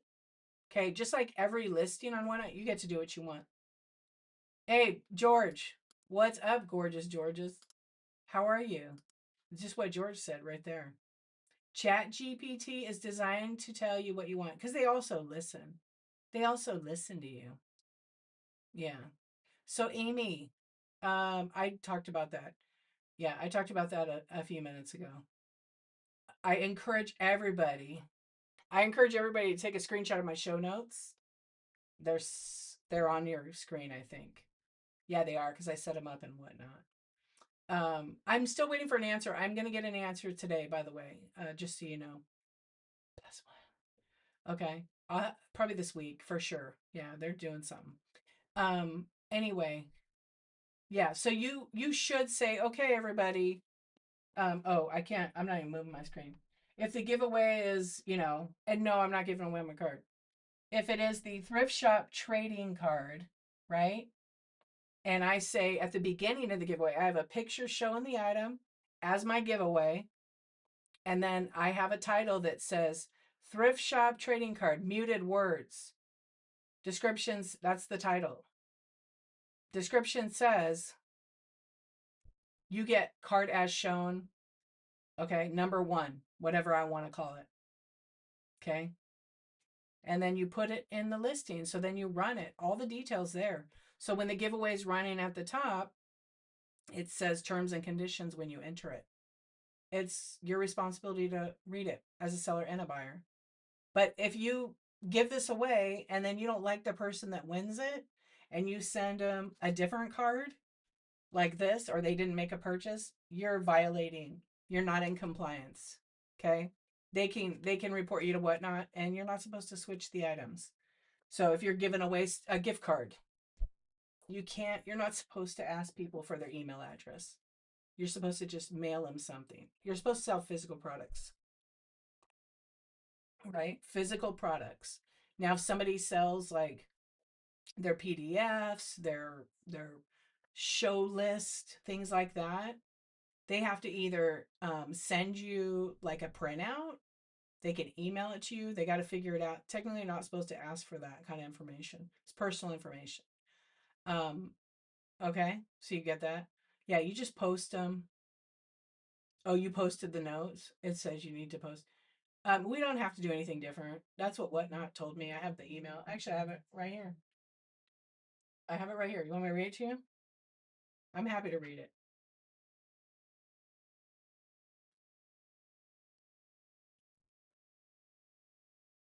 I can confirm that no changes were made to our giveaway terms.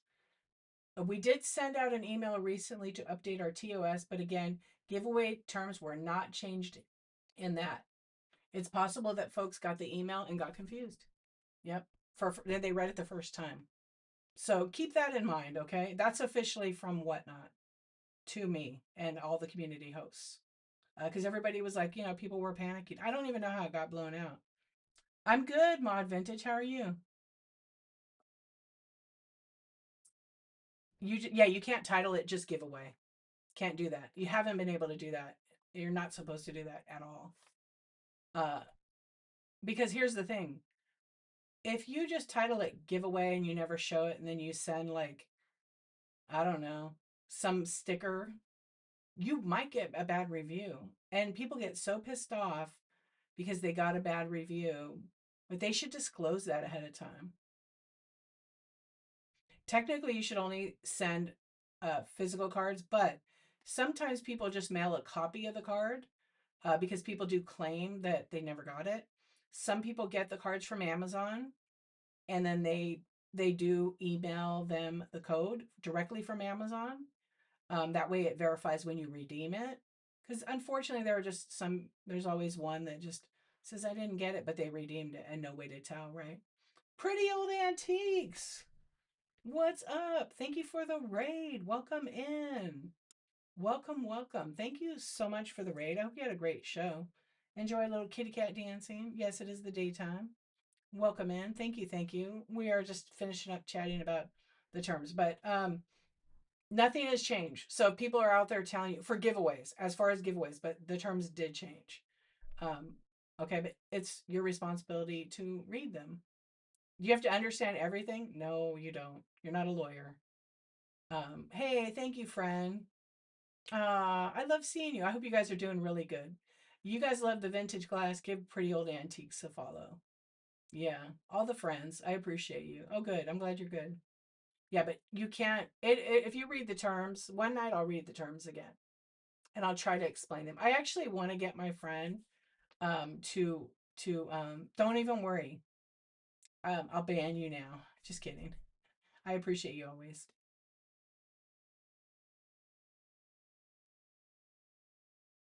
You know what? Hey Stephanie, what's up? You threw me off with your new picture. Now I can see you. I don't know what your picture was before. It's cute. Um, yeah. So you can still send those in PWE, but if it's over $20, it you will be forced to pay the $4 and some change. Because if well, I wonder how that works on a giveaway. I think it just stays in the 78 cents because you don't put the amount of the gift card in the giveaway. Yeah, it'll still be 78 cents because you're putting it in the card category. But if you want tracking on it and you're only doing like one, and maybe somebody who wins it's not a buyer and it's like 20, 25 bucks. Not everybody does that much. I would definitely pay the extra shipping on it to make sure it's delivered because it proves it's delivered. Once it gets delivered, I mean, The post office isn't going to cover it if it gets lost or gets stolen. That's on the person receiving it, unfortunately. Yeah, so I do digital download, make a copy, send them the physical. If they ask for a copy in advance, I send it through Whatnot. Exactly that right there, Miss Vivian. I like that. I don't want to look. I don't really want to ask people for their email addresses. If you read the terms, you're really not supposed to. Email address, phone number, fill out my form. You're not supposed to do that. You're not supposed to promote outside sales or outside contact. I mean, it says it on Whatnot. Um, but people tend to read things and translate them into their own. They view it differently.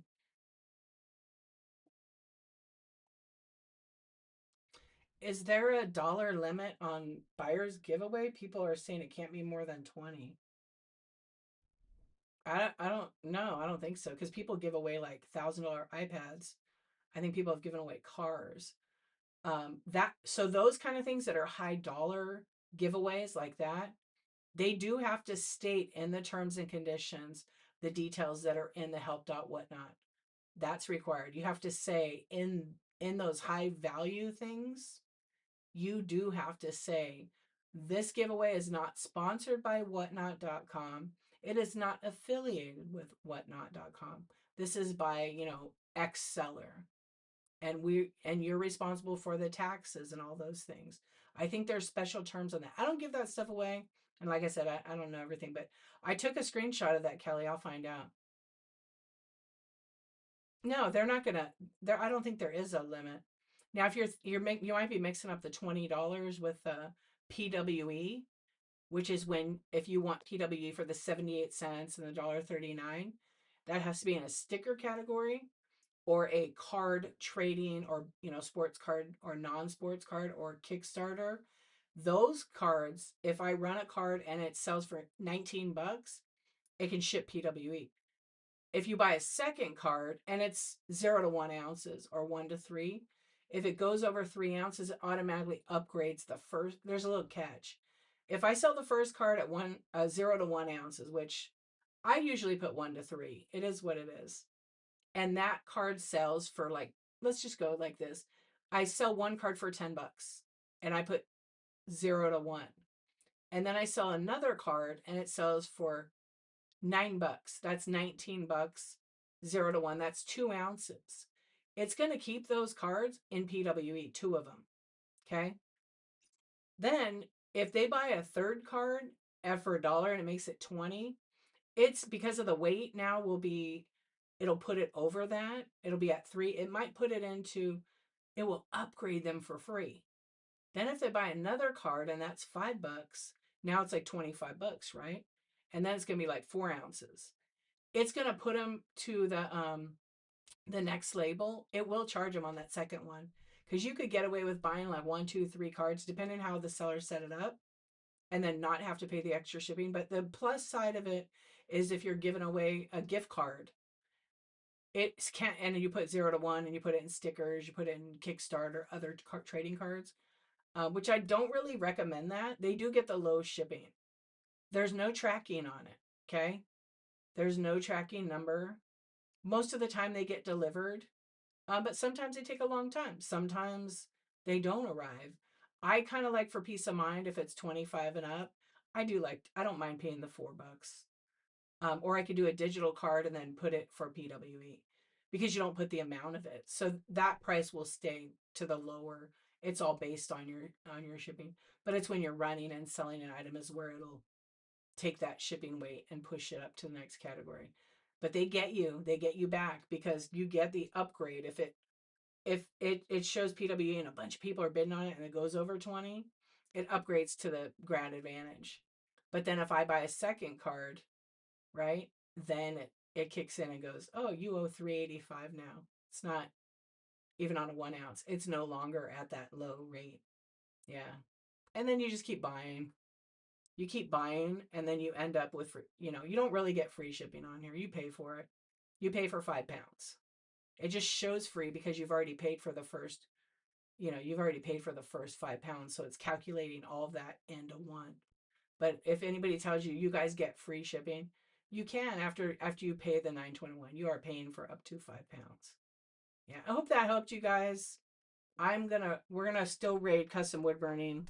Okay. So I'm gonna show you how we you're very welcome. And if you guys want to watch the replay, you grab something from the buy it now. You can watch it right on Whatnot for up to 60 days. Um yeah, I'm not gonna actually go into the shipping. We already did cover a little bit of that, Miss Vivian, because I've been on for 3 hours and 11 minutes. 3:11. So we could talk about that on another day. I also talk about all the shipping on my YouTube. But I appreciate you. And we're gonna rate custom wood burning. So we did have a poll in here earlier. Um, do you like music in your stream? Let's just end this one. Yes, 61% of the people like music. Wow. And 35-40% said no or no way. So that is really interesting. I'm going to clip that. And when people leave, it goes down. Oh, somebody else just voted on it. Okay, that's fine. So it looks like a 60, 60-40, give or take. Pretty good.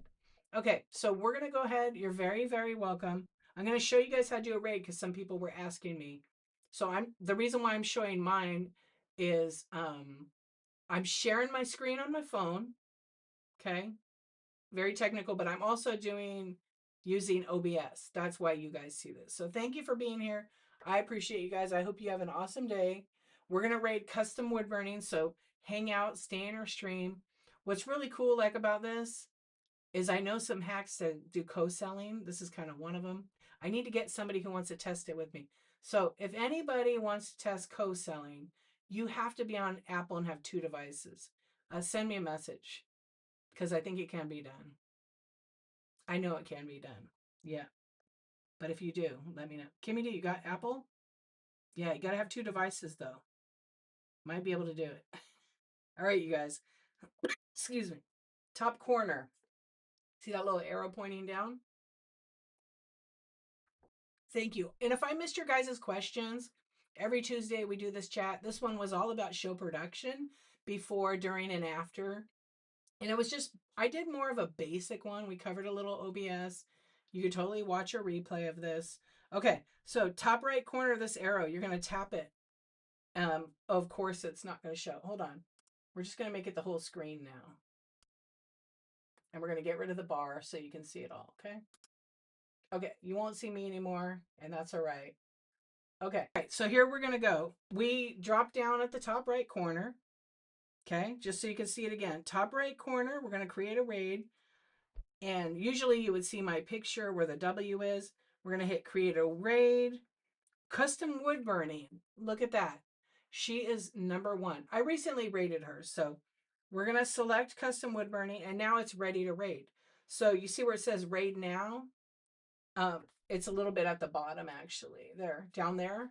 I can click on the raid now and that's what we're going to do. So guys, thank you so much. Let's see if you can see the hearts. No, they don't come through. Thank you. Thank you. Have a beautiful day. I will see you guys on the Whatnot streets. And if no one's told you today, you're loved and you're important. So make sure you take care of yourself first. I am going to go take a nap after I get my shipping done. So enjoy it. And I appreciate you. And I'll see you guys Wednesday night. Bye bye.